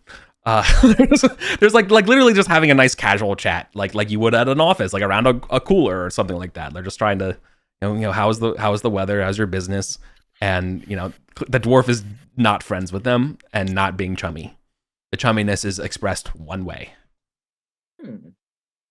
We should go a different direction.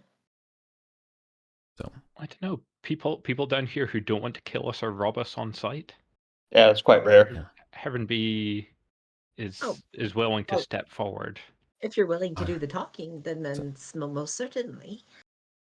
Right. Go for it. We'll give you moral support. No.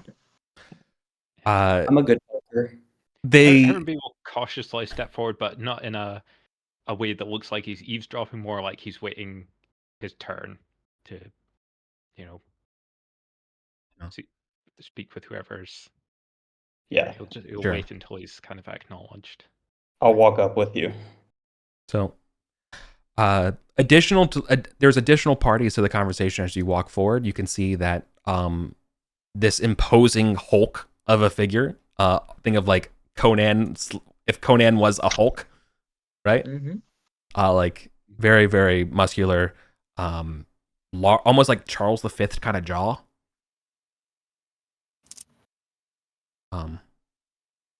Almost hairless. I don't like the Prometheans almost. You can think of them almost like that. Is that a touchstone maybe? But like not pale, these lads have color. So anyways, the context becomes clear that they're talking about goblins and stuff, is that he's talking about his coworkers, this boss's coworkers, or property. And there's 4 lackeys around him that are all like looking extremely demure, that are holding small little like baby weapons.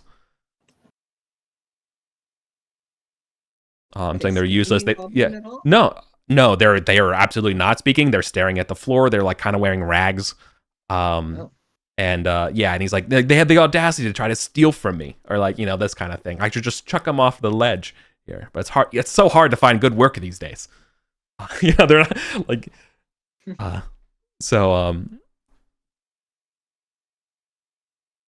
but he's saying in his thick accent. So when you cross in this room, I want to describe a little bit more about this bridge because it's important. Yep. To your left, the void that you're seeing is a extremely huge rip in space and cavern. It is a dark chasm.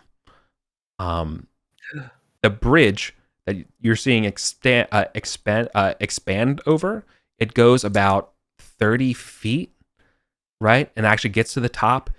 You can't see the middle, but you see it extends the way over about the same equidistant. So this whole chasm across is about 60 feet.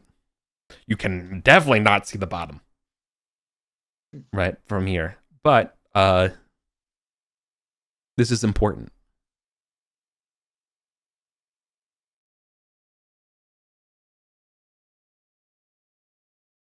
Yeah. So there's this giant chasm, this bridge that spans it. Now I'm gonna. Sorry, were you gonna add anything to that, Eric? The bridge looks incredibly nice. However, there's definitely signs of war in the past, like scorch marks around the stones. Have you ever been to Dresden? Like you can see the black on the stones on the buildings. Yeah. Like there's that on the bullet holes still marked on the wall. Yeah, there's no bullet holes, but there's definitely like intense scorch marks where that burned the stone, perhaps even in cinder, like melting it in some spots. But like clearly this bridge at its prime would have been beautiful. Can we tell? Well, there's one thing I want to remind everyone.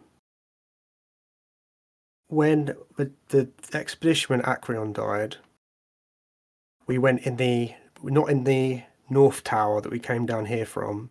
We went in the other tower on the other side of the east gate, and in that tower we found a wax tablet in Mithric, and that wax tablet said, "That suck-up Lucius Cornelius took Lord Barris's relics to his own abode. He said he needed them to prepare his biography. We'll never see those things again, nor Cornelius the rat. I think he's holed up in a hidden lair somewhere along the chasm wall south of the Imperial Bridge." Do we think this is the Imperial Bridge? I think so. It sounds pretty like a good fit. Your eyes darting across this chasm is immense. You definitely cannot see the end of it, but you think it goes on forever underground, right? And there definitely ain't no fucking sign of any bridge anywhere else right now. That's for sure. There are lights below, especially if you go near the edge of this bridge and look over to like the northeast, like where the hulking, winching sounds and stuff are coming from. And you look down, you can see that there are a constellation of torches going down every 100 feet or so. Some of them across the chasm as well. In fact, you can see there's little floating torches that are almost dangling like gondolas. That are will-o-wisps over the torches that are, the light is illuminating wooden structures with figures crossing this chasm. All of these ropes and wrenches are being pulled into the terrible rhythms of the heaves and the hoes of in that speech that you have no idea what they're saying.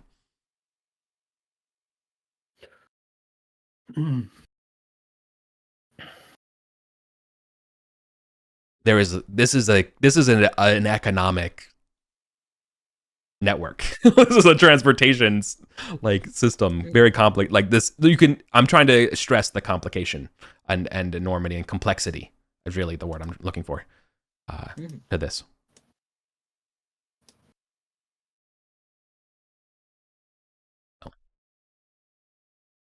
So yeah, not much time has passed, right? They're still the knight and them are still talking waiting for the heaving and hoeing to stop. Clearly, like you can actually kind of look over and maybe see that there is a wooden platform coming up, like an elevator. This must be the lift they talked about, right? Mm. And it goes further down. That's Okay. What do we want to do? Do we want to make contact with these people, or do we want to? I have one more important detail. I'm so sorry to interrupt you. I have one more important detail. The people that are working the lifts, like the manual laborers, they look like a simulacrum of the guy who's talking to the dwarf. Like they don't look right. They're much bigger, much more pronounced Charles V jaw.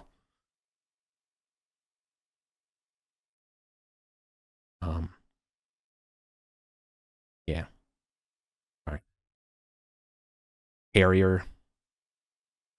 Yeah, I think we should at least find out if this guy's negotiating the cost. We should try and find out what the cost of using this lift is. Yeah. The price for the future, at least. yes, that's good information. Yeah, in this babble. Oh, sorry, go on. How big is the platform that's coming up? Is it big enough just for like a couple of people at a time? It could fit a whole party of 6. 6. Okay. Yeah. How convenient. And in this just babble of friendly conversation, have we actually heard a price mentioned at any point? No price. Okay.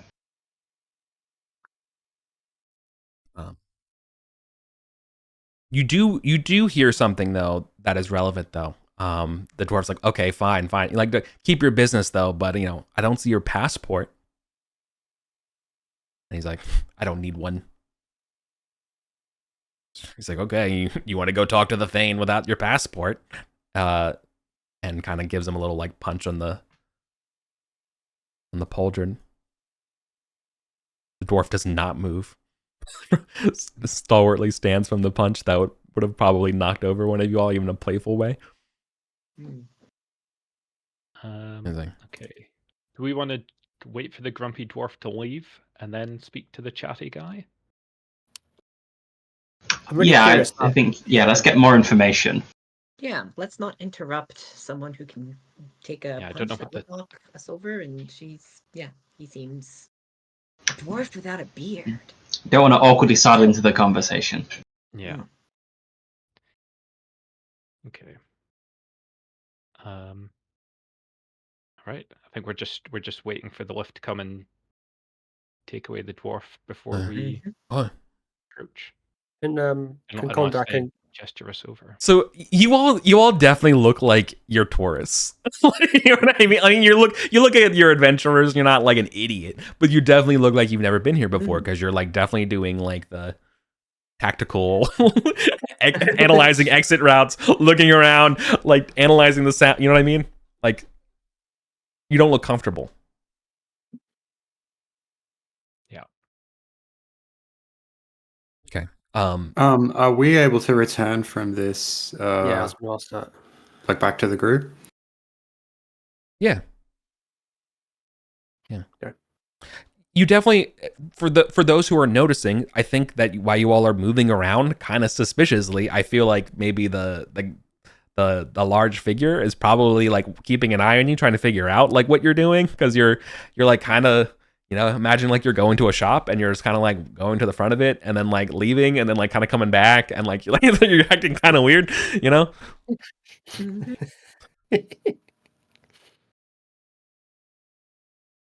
But Heron will take the initiative to say, just sorry, we're just waiting our turn.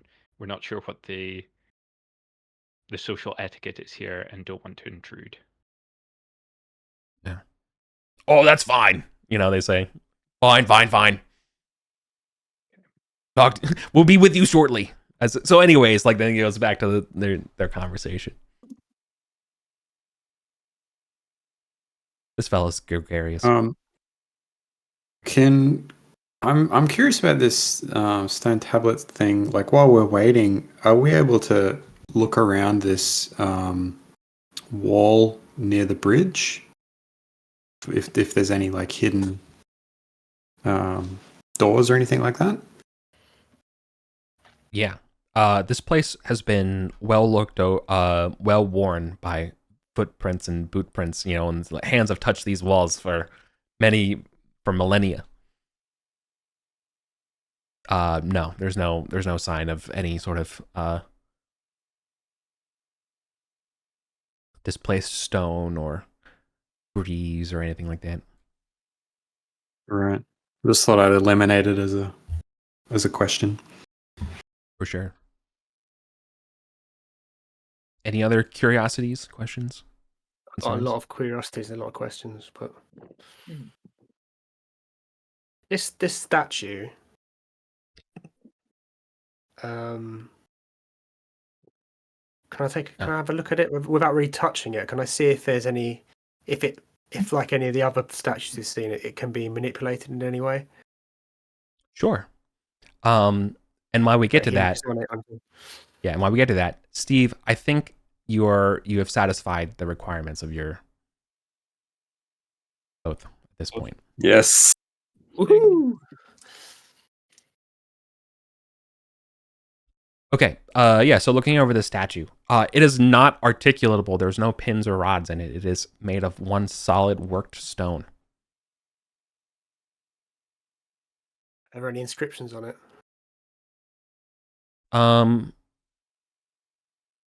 It's covered in graffiti and stuff. I will say though that while you're looking this over, the plinth upon which the statue stands looks considerably older than the statue.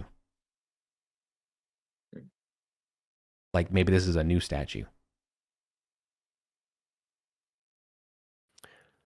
Oh, okay. I wonder if whoever these statue represents, I wonder if they were victors in the war, if there was a war or a battle anyway on this bridge, and they smashed down the statue of whatever was here before and replaced it.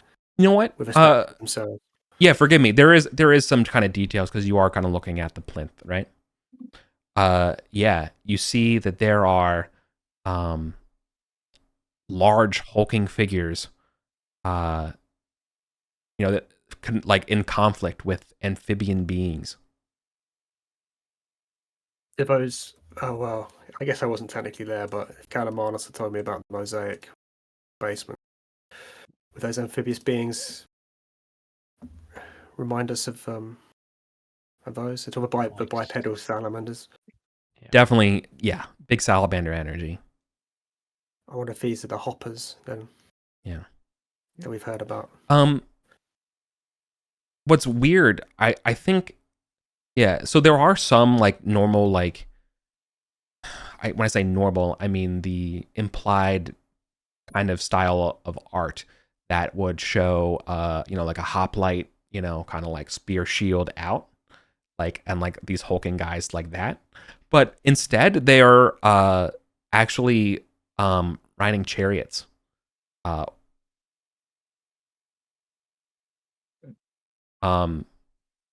the like whatever animal for beast of burden stuff is missing or been worn out. But this has been, you said it's covered in graffiti, this statue. Yeah. So even if they were the victors once, no one's got any respect for them now. No. And you said it's the same as the Gisants. Is that the right word? On the sarcophagi.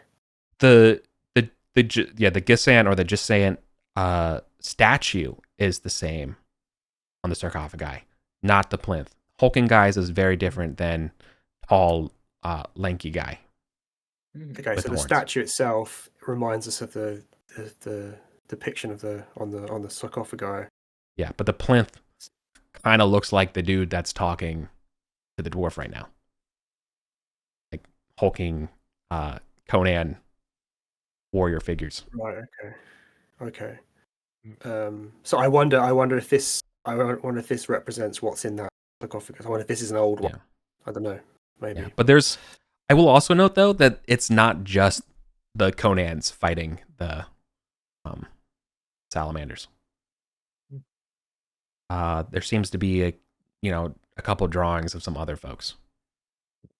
One of them looks to kind of looks like they have horns, kind of like the statue.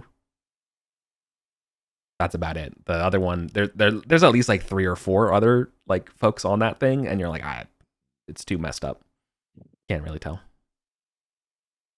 Some alliance against the salamanders. Mhm. Okay. I don't want to monopolize too much questioning, so I'll let someone No. else. I'll let someone else do something. It's all well and good to find all of this ancient history, but how long is it going to take us to get back out?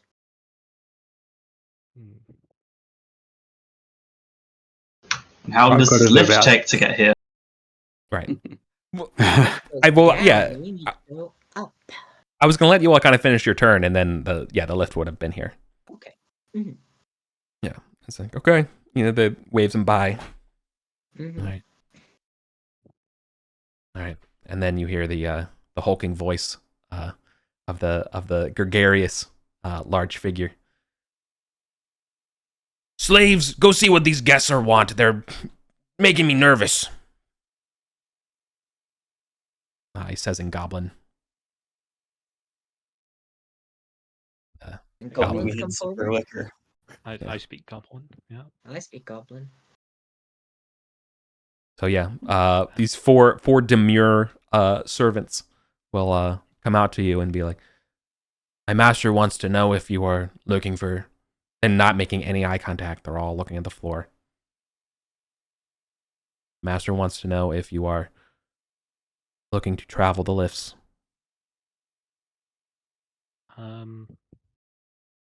We are possibly looking to travel the lifts. But we heard. Are they speaking in Goblin to us or? No, they're speaking in Arcantian, but it's almost like they've memorized this phrase.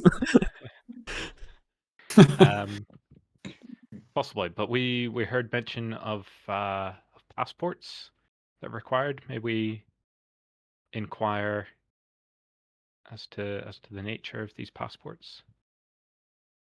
There's Is the that a question for registration your officer. master? They look at each other all, and they're like, no, like they're shaking their heads like, oh, and they whisper in Goblin to be like, no, don't ask him this question. He wants a yes or no question. Remember last time we brought him a bunch of annoying questions from somebody. These guys must be new. Don't worry about it. Look, just let's get a yes or no question, then we can eat. So, sorry. They say very sorry. No, you do not need passport. My master wants to know if you want to travel. Yes. I'll glance over my shoulder. Do we want to travel? Ask him how much it is. Um, I'm very poor. Yeah, I have 9 gold pieces. I'll speak in Goblin to the goblins, try and put them at ease. Well, guys, we're some down on luck adventurers. Like, how much is this going to cost us? If we can afford to travel, then yeah, give us some information, and then we can, then you can speak to your master. You hear the master call out, being like, "Hey, what's taking so long with them? You idiots!" And stuff. But you kind of hear them kind of whisper and say, "The fee's only 10 silver." And like before they go, and they're like, "Yes, master, they want to go. They want the lifts." And they demurred, like, "Can we eat now?" And he's like, "Yeah, just." So now Does he wave us over? Yeah, well, then what are you standing there? Why you stand over there? Come, let me meet you. Let me see your eyes. Okay. Head over. Yeah. Why? I'm coming up to like knee height on this guy. Just You're looking like, up and up and up. What an impressive enterprise you're running here. Apologies for the delays. The thick goblin accents. I need to tune my ear into them more. And been trying to teach them your tongue. It's so hard. It's just, it's not you, it's them. They're too dumb. They can't learn. I've been vice overseer of these lists for so long. Just can't get any good help. Can't get that help these days. And- The yeah. same down here is up above. Yeah. As above, so below is what we say. Yeah. So, well, I'm sure they told you it's a gold for each leg of the journey. So, let me know. Yeah. Let's do it. Let's go. Let's go down this lift. Yeah, we Yeah. would like to travel. I see like your previous customers will take some time. I hope you don't mind if we pass the time here with you. While we wait for Yeah. Conduct's gonna whisper. Ask him if there's anywhere to stay. Yeah. Where does it go? Yeah, we're as you may have guessed from our the wonder in our eyes, this is our first time down so deep.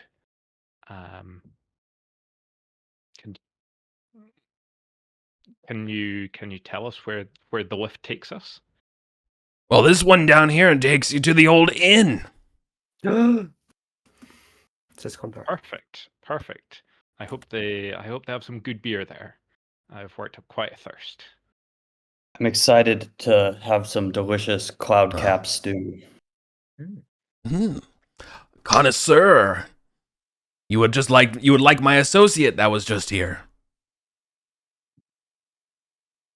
Indeed. May we ask who that was? They seemed, well, despite your friendliness, they seemed quite reserved. Not You someone don't. to. Well, look, all the knights look the same, of course. I think that one is Hazel. If I recall, yes, yeah. Hazel. Hazel the Knight, of course. I couldn't tell you his what's the term? Vertiger. He's trying to look for the word for squire that they use. Eric, has the lift already departed with Yeah. Hazel? Yeah, they've already. Okay, so we're waiting for the next lift. Okay. Fine. Yeah. But we can say time passes if you want. Or you can talk to them about anything.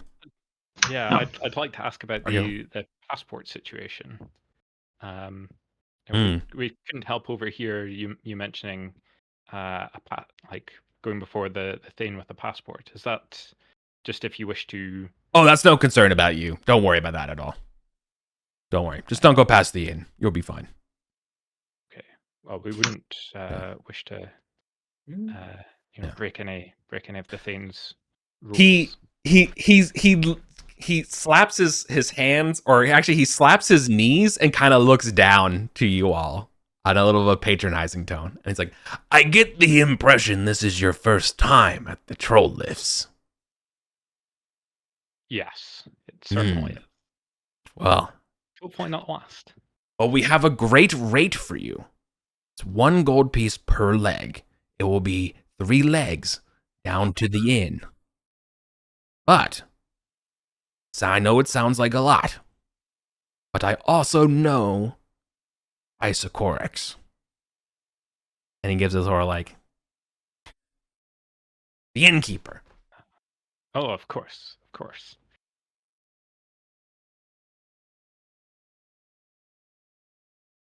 So it sounds like they have some kind of like deal, like he's gonna, so let them know I sent you and everything will be good. While we're waiting for the lift. But you do know about the inn. Oh yes, we've heard of the inn. No. We've heard that there was an inn deep down here. Yeah. But and well, this is your your name. If we're to let the innkeeper know that you've referred us. My name is Heavenby. Heavenby Gladheart. Pleasure to meet you. Riglon, and he holds out a big meaty ham to shake your little halfling.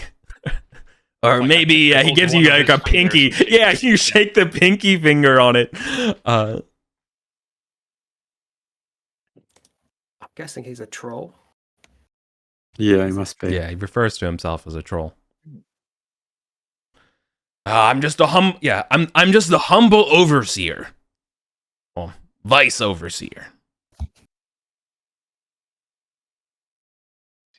see. And when you say leg, you mean leg of the journey, not I have 2 legs and so I can. Of course, we're not. I make that joke and I Yeah. wink. We're not animals. Well, Hmm. maybe that one is, and pointing down to one of the guys doing the heaving and hauling. It's okay. He doesn't know a word. And we pay you? Oh yeah. Okay. I rummaged through my so 3 legs times 6 adventures is 18 gold. Yeah. Mhm.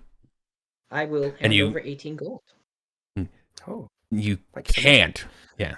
And you can't pass up an opportunity while you're down there to go see the arena. There's fights happening all the time.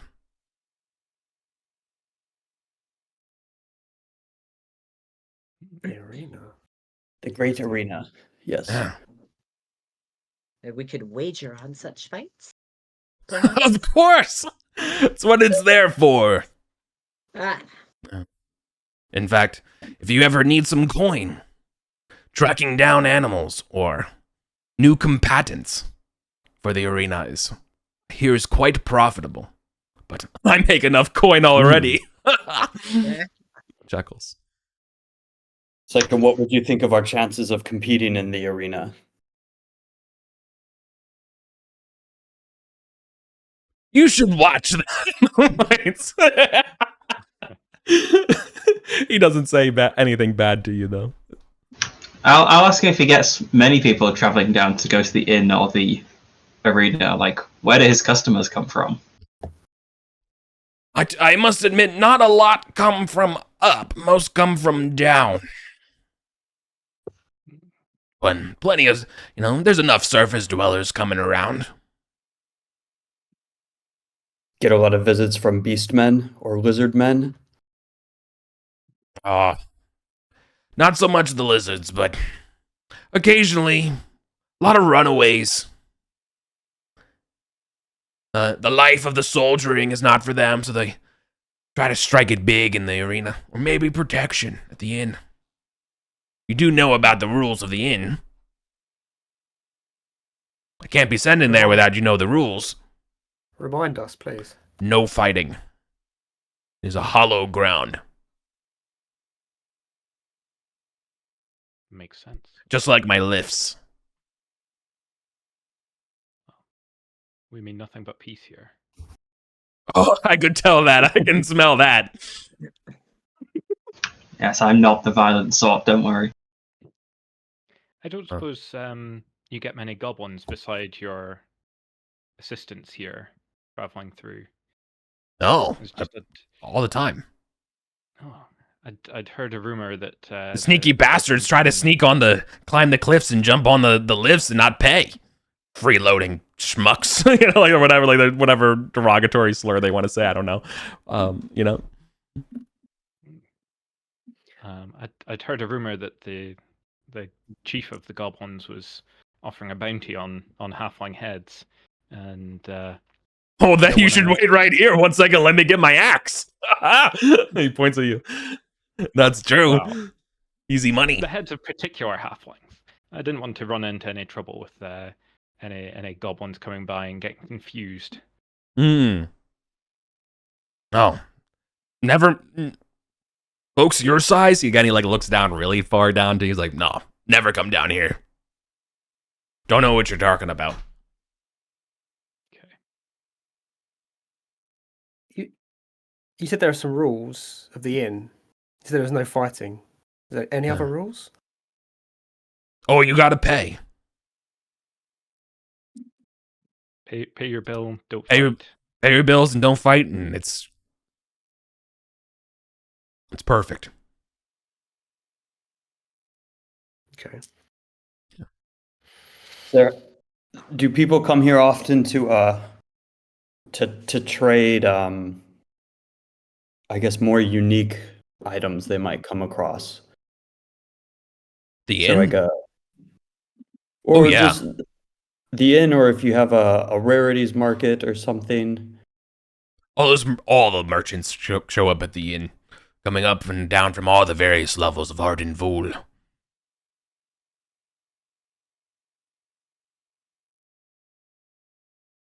Should we mention Nightwind?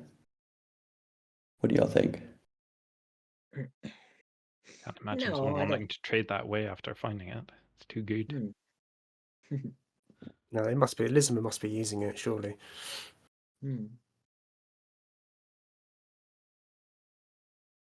How much gold do we have on us at the moment? I've got like 300 something. Okay, you're, cool. you're I paying was for a thinking if drink we at the inn. took the thinking if we took the lift down and then we couldn't afford to come back up. Climb the That would be be like stuck deep. I would say you would die, is what I would say. So that would happen. That would be a TPK situation. We'd have to make our wages in the arena. Yeah, that's a different game. Yeah. I'd say Master Troll. If we were seeking the Pyramid of Thoth from here, which way would you recommend going? Pyramid of Thoth?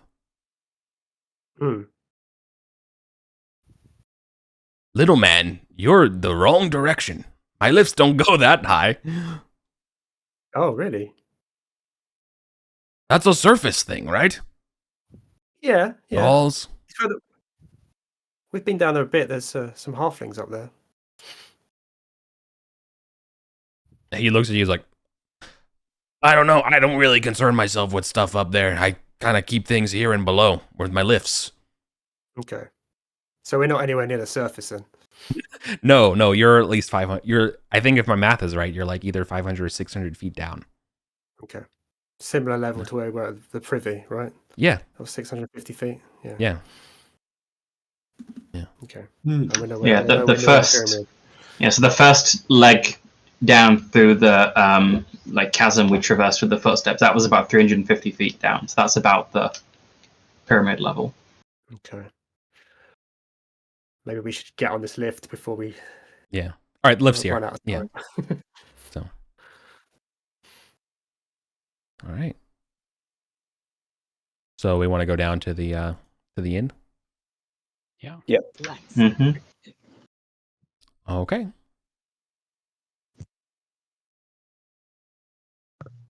So, you have to go down the lift, for 2, and then you go over across the chasm for the 3rd to the east. So now you're on the eastern side. So the kind of like a cross chasm. Okay. Can we estimate how far down it took us, or? Yeah. 2 stories. Yeah, about 2 stories, or actually more like, plus some change.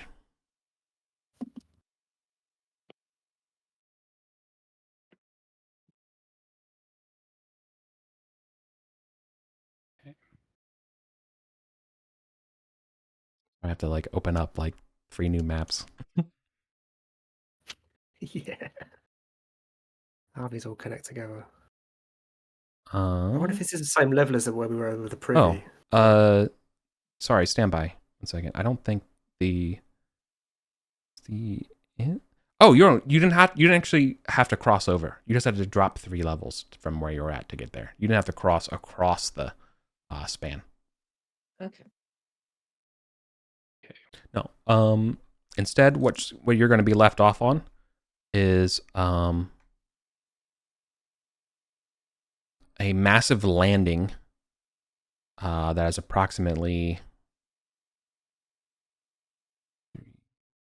50 feet wide diagonally, so flush with the chasm, or parallel to the this. Everything's kind of 45 degrees instead of 90, right?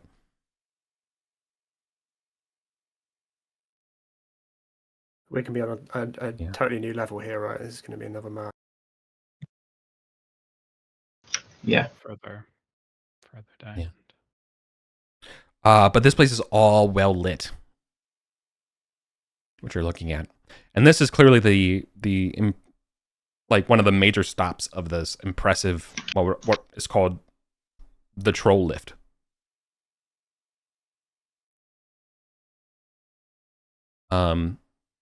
What I will note, though, is that the architecture of this level is definitely not Arcantian. The walls here are all gently pebbled with black bubbles. Gives it a unsettling demeanor. Like a dormant volcano. Yeah, that's kind of a good description of it. Magma and melted rock and stuff. Yeah.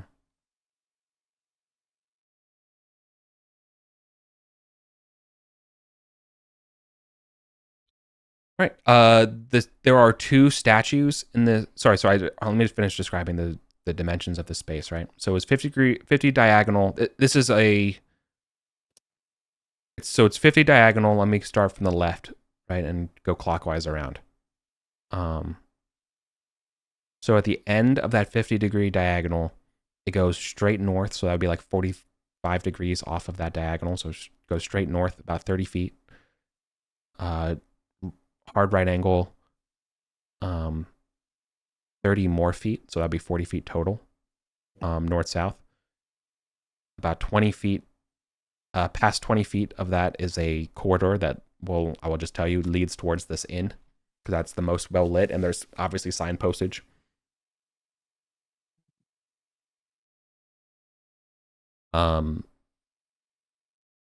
The wall then will turn 45 degrees to the south.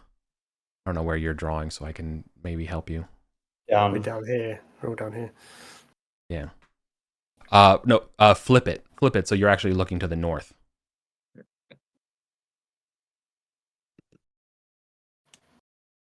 Hey, Lewis. We're mapping right now. Okay. Good. He's like, I'm out. I'm out. No mapping for me. Like this? No. So instead, so you're on one side of the chasm. You're still on the same side of the chasm that you are. So you can imagine that the chasm continually extends south from you. So this lift will drop you off, and so you're facing towards the northeast, right? And so this diagonal that I'm describing is flush with the chasm and use, and like that old hallway that we were going on, right? That 45 degrees going northwest southeast. That's sort of the starting point. So then at the northwestern highest point, right, of that 45-degree angle, it goes north 30 feet. So that would go kind of straight north at that point by, because this originally was 45 degrees, straight north 30 feet. Then it extends over an additional 30 feet. So that'd be 40 feet total at a right angle.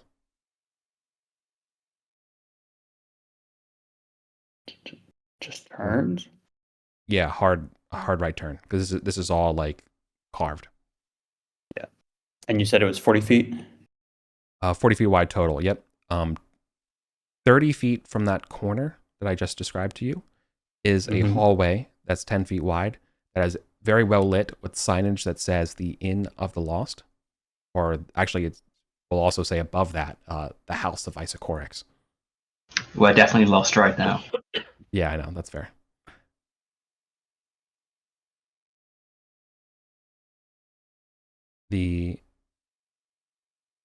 I just wish I could just give you the damn picture, dude. It's so much.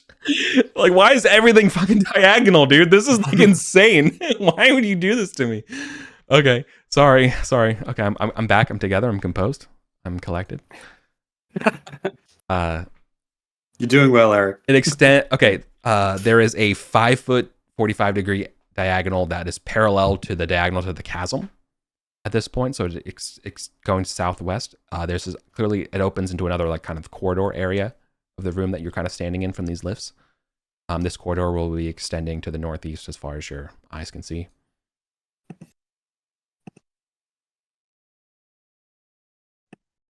The good news, though, is that this room is symmetric along that vertical axis. So, it's symmetric this way, green. So whatever I just kind of described to you is sort of what it's like on the other side. So it's sort of like this right angle thing. It's almost it's almost like a weird shaped crescent with sharp angles. 40 and 30. And then this. Yeah. I think it's too far over to the east. No. Now there is a corridor to the south. Yeah, Now there is a new corridor to the south that does extend into But this is supposed to be 30. Room, but yeah. Yeah, that's supposed to only be 30. That south side's only supposed to be 30. 30, and this is 40. Goes up like that. Mm-hmm. There is also a hallway that is symmetrical to the hallway that goes to the inn on this wall, on the southern wall.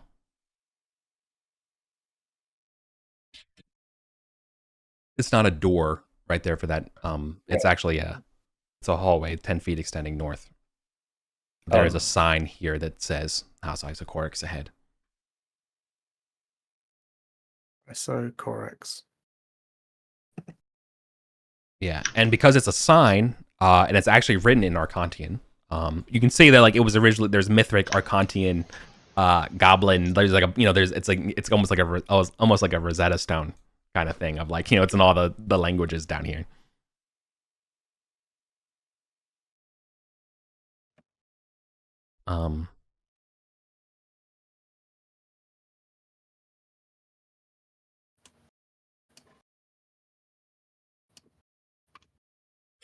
Yeah. Does this connect, or what was this path? There's a hallway that extends directly off of it that's going at that diagonal, that 45-degree diagonal straight so that'd be like to the northeast. You can see that, yeah. As far as your light will go, it's a kind of a broad hallway.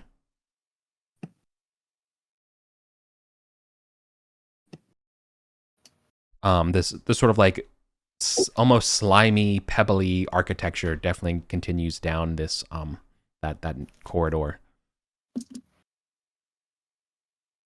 Then lastly, there are two statues in this room that are flanking the lift.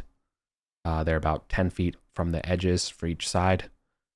They are symmetrically placed, and they are amorphous, almost like molten rock kind of shaped blob, like blobby statues. A little disquieting.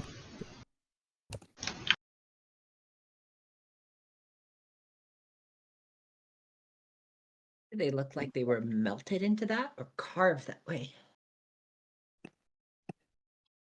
A little column A, a little column B.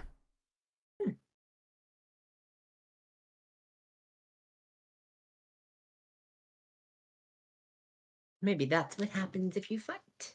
They turn you into one of those as a warning.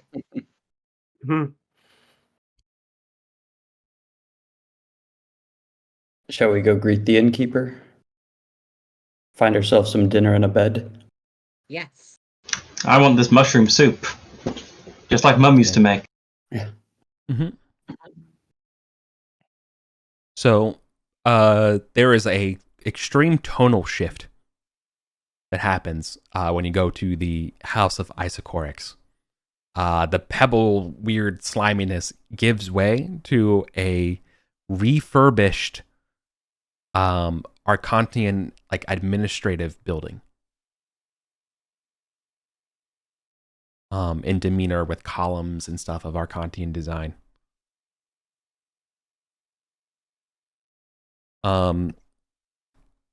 Their lodging and food rates are listed, where a bed in the bunk room is 20 gold a month. A private room is 40 gold a month. A suite with a view is 200 gold a month. Or and it says a troll-sized room is 80 gold a month. The The mushroom ale is like 2 silver a pint. The special red ale is 5 silver a pint, and there's imported Arcantian wine at various rates as well. There's homemade brandy, milk. A simple meal is 5 silver. Water is free, so this place must be America. Comes with ice. Yeah. How much is it to sleep on the floor? I'm not sure I can afford a 20 gold a month bed.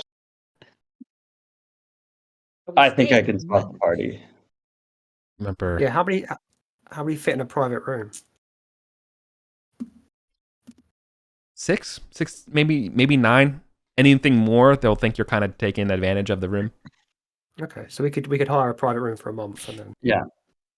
Yeah, I will say as a GM with my GM hat on for a second.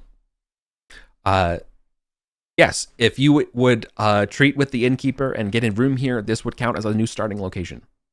Ooh, Yeah. this is very much worth it then, isn't it? Mm-hmm. Finally, a new place to start exploring from. Yeah, this is amazing, actually. Way down with my. I will. I haven't figured out exactly now that this is, you even heard of this place. I will have to figure out but yes, you will have to pay to be here, right?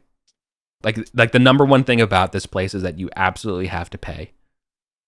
Right. So, but this place is basically guaranteed. Your safety is guaranteed. Oh, if anyone had anything magic on them or whatever, you definitely feel the sense of it's suppressed as you walk through the doors here, as though there's an anti-magic shell in effect.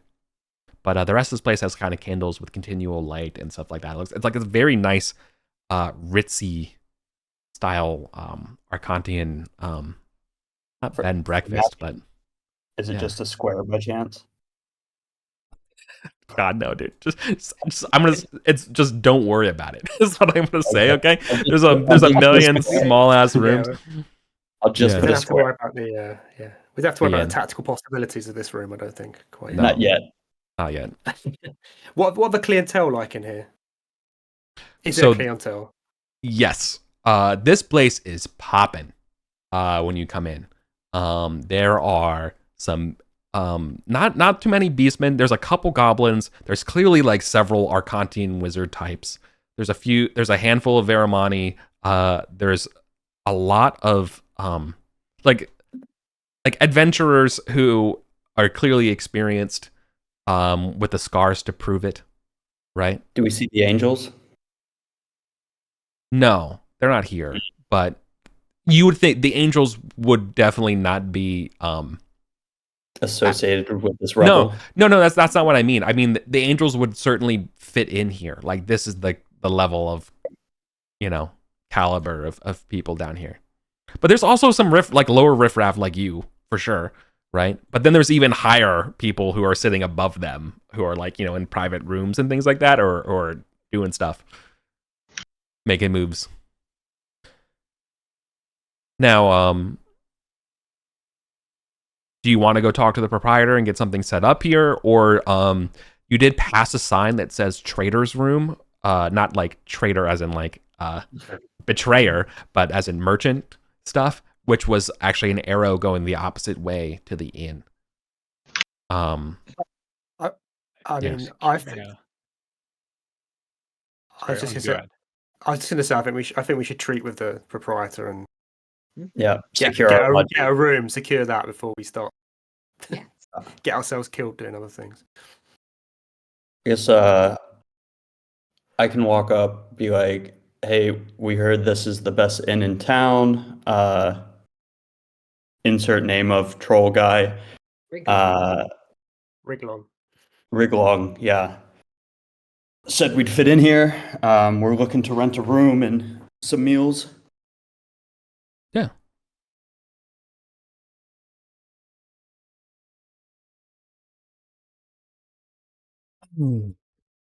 So, the proprietor will come over to you. They are clearly like a male in there. They look like you would meet anybody in the the capital, right? In fact, they're kind of sporting a little bit of a Sortian kind of vibe to them, like the beard and the hair. They don't resemble any of the statues. Like don't go that far when I give you that information, right? But like they kind of have a sort of scholarly, rich vibe. You can almost think like they're serving like country club energy, right? Like the level of demeanor and poise and like type of clientele they're trying to offer here, right? Okay. So like, yeah, one private room for the month for a party here. 2 bottles of some Arcantian wine. A round of your house mushroom soup, cloud cap soup, and also send a bottle over and some ale to black plate mask guy, dwarf guy over there. We heard he likes this stuff. They look at you when you kind of say this stuff. They're like, okay, 1 second. I'm so sorry, and they're like, Lydia, can you take care of them? They're trying to get a room right now. I have to go back to what I was, and they're like, okay, yeah, of course. So you're actually like, they like said hi and stuff to you, and then it's just like, sorry, my associates are gonna handle you. So you're gonna have to repeat everything they say to them. You don't have to do it to me, but like, I'm just saying that this person just wanted to introduce themselves and then move on. All right, or like welcome you and then move on. Because they also kind of got a chance to kind of eye you up and realize how you're not. Cool. They judged you. They judged you seriously. Yeah. Well, not a threat, but also not. More importantly, not a valuable asset. You know. Yeah, not worthy of their time. Yeah, you're not really worth their time to talk to. Everyone here is so judgy. Very much so.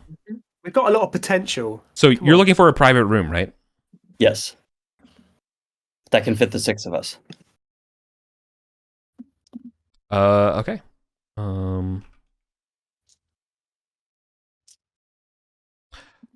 I'm so sorry. We are booked full through the entirety of Toternios. Now we do have a luxury suite available. Oh, come on. Here we go. So where's the catch? It's like, oh, the best inn in town, and you don't have any space. Yeah, that's the problem. Is that I'm sorry, it's the best inn in town, and that we have too many. We have too many clients, and I mean, Rigalon assured us you'd have rooms. You know Rigalon, right? Oh, Riglon. Yeah, that joker. He didn't fleece you coming down here, did he? Probably. No, We've been of hearing course is okay. Good. So, I mean, the goblins did say it was 10 silver, but I didn't want to argue with the 9-foot-tall troll. So, Yeah, we pay what the boss says, not what the goblins say. yeah. now It's you like, do, yeah. Now, normal. Right. Go on. Yeah, it was like, you know, you can also imagine the folk give you a spiel about how you pay up, like, you know, our toleries are, you know, there's a zero violence policy, we pay up front policy, you know, all that kind of stuff. You know, we'll give you a warning and things like that, but otherwise, you know, we will remove you from the premises by any means. You know, they leave it at that. How exactly? They don't feel like they have to explain to you. But the fact that everyone here obeys the rules is probably enough for you to get the message. Like, okay, yeah. Have they got any no. troll rooms? Are you big in troll like? Well, just the troll No. rooms. The troll rooms are cheaper. No. Oh, I mean, I could get a suite, but I wanna get some some like turn down service and breakfast included, and Yeah. We do a bottle have, of wine every night. sir. It's just on short notice. A party of this size is really hard to fit. I could split you up into bunks with two a person. We probably have space for that. But unfortunately, yeah, our private rooms go to our adventurer class. So it's very they're all booked for long stays, you know. Just look at each other. It's like, are we not adventurer class? Probably not yet. We're adventurer RAF for now. Yeah. Like, oh, that's very classist. Is our gold not as good as theirs? I think the problem is more that they've already paid their gold and we haven't. Yeah. Like, exactly. Is that the well issue? said? And and I bring out my bag of gold. No. The problem is they have already paid, sir. We can't. There's nothing to be done about it. No. It's like, all right. And they're like, hang on. Like we always assume our clients are good for their money. It's not a question of ability. It's just a question of the House of Isochorix has always has always had a policy of first come, first serve. Yeah. Sounds very fair. All right. Well, what do you got that can? How can you set us up?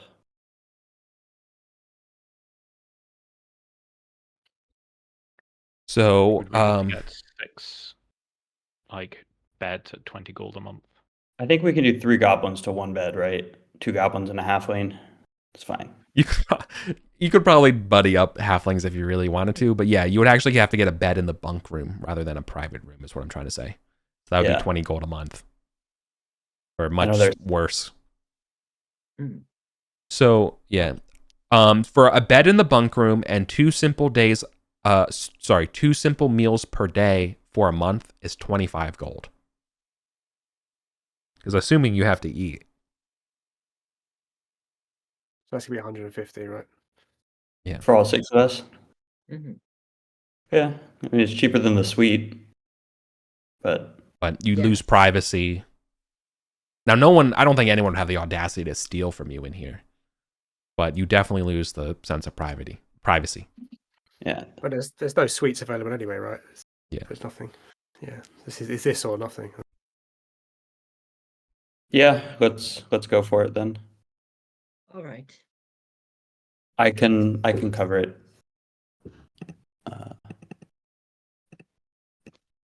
Okay, great. Right this way then. We'll. Yeah, how much? 25 times 6 is 130. Did I do that math? I will ask. Actually, I do want to ask them. Do they have any jobs that they're doing this in? Do they ever need to get anything from the surface? Can I get back to you on that as a GM? But yes, they will. The answer is yes. The things will be available, but I don't have something prepared for you at this time, and I would like to actually do that. And we also we have 10. Yeah, we only have 10 minutes. Yeah, sure. I didn't think you would. Look. Yeah. One of the hard. I will put my cards on the table for a second. One of the hard parts about Arden Vul and preparing is that, especially when you get to the troll lifts, now you can go kind of a lot of places, and all of a sudden the ability to prep is impossible. Okay. So. Sorry, Eric. No, you're great. This isn't a fucking Eric pity party. It's like, actually, it's more like, congratulations, you guys made it to like one of like a central hub of like you're out of the tutorial. It's like, you know what I mean? You got past that. Yeah, you found a way past the halflings to something else that's interesting. Right? We bypassed the tutorial without ever leveling up or learning how to properly play the game. No, you went to a corner and just press B and jump, and your T pose through the floor until you land in the actual. Yeah, it's my favorite joke. I'll use it all the time. Okay. This is good though. We can stop getting killed by halflings every session. Yeah. Get killed by something much worse. I will warn you that everything here will kill you. It's like 100%. You need to be level 1. You all are. All right, so I feel like this is probably a good spot then to call it though. Yeah. All right. Yeah. So, no combat today. No combat, no treasure. It's about the 3rd session I've had with no combat. Yeah. We got 3 medallions. That's treasure. Oh yeah, that's true. And silver. 15. I think it's 15 gold pieces. I reckon it was pretty lucky. I was pretty lucky us finding this place, all right. Quite a lucky thing. That's true. You should get a luck point. Runar should have a luck point for sure. For the rats and finding that stuff. Harenby, you already got rewarded. You definitely satisfied your oath. Like a very like a in a different way. If you would have went down that and found a new entrance, and then heard about the inn, like that, like finding, like getting to the inn would have been its own oath in and of itself. That would also been worthy. So like, but instead you just did it. Let's see. Oh, that's the second oath that's been achieved. Because Kaius achieved one. Yeah.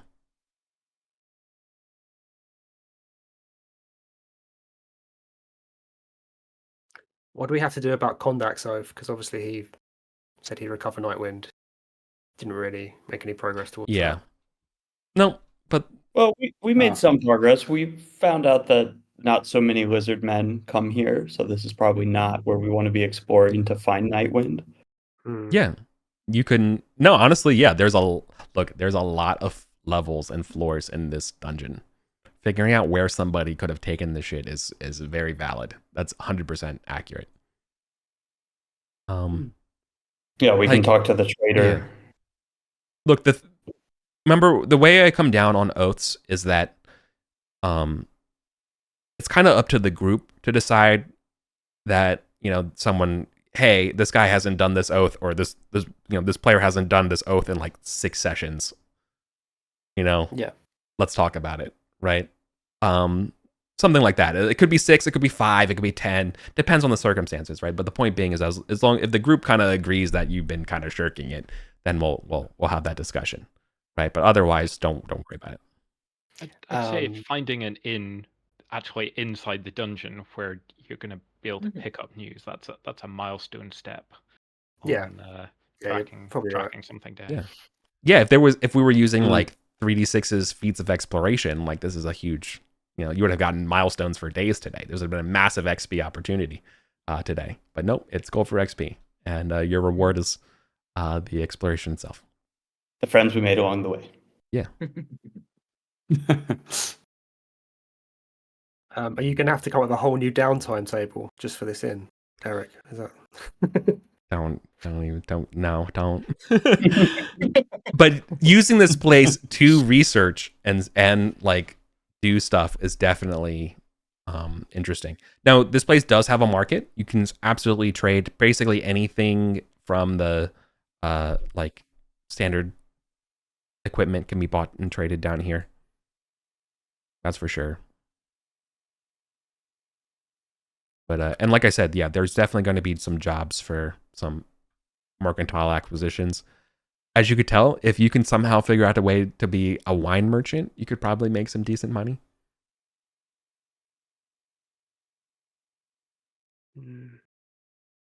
But what's the transport situation from here? Like if we wanted to, because I'm guessing our characters are here now. Yeah. And if on another day we go with other characters that are starting in like Gosterwick or something, like it's an action to downtime to move. Okay. So potentially keep an action here continuously.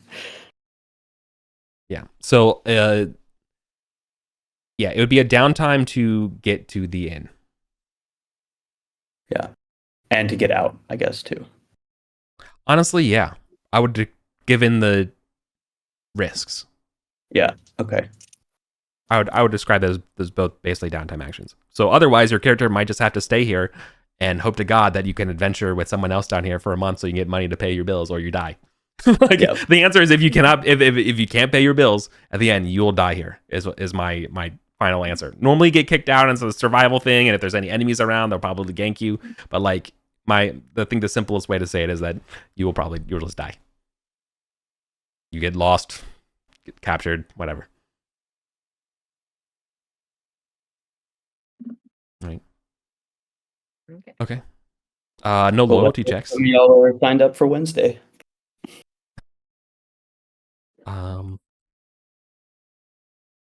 So did everybody get 3 gold today? Is that the idea? Or it's 6. Sorry, it's 6 people. Yeah, if you're sorry, not even if you're selling them, those 3 bronze medallions or whatever. They're worth 2.5 experience a pop. It was 15 total. So Probably just hold on to them. yeah, there's your proper experience. I'm not gonna amortize or calculate the standard equipment treasure. We're not that poor over No. there. No, No. no, that's. But yeah, you all are very, very far down in the dungeon. Yeah, now we are. The end's even deeper, right? I think where the lift was maybe a similar level to where we got to. You're definitely on a different level than the level where you met the Privy. yeah. This is already a different level. The last thing I would also give you is, because it won't take a very long time of you all just kind of picking up on it. But you know what? Never mind. No, I'll let you all just. Why give you the obvious? You'll figure it out. Did Hazel get his soup and seem to be enjoying it? No, they don't. Actually, yeah, they would enjoy it. Yeah, they would give you a little nod or whatever. But yeah, they don't give you any kind of kindness in return or anything like that. Just a Look at simple that, just a simple. making friends already. Yeah.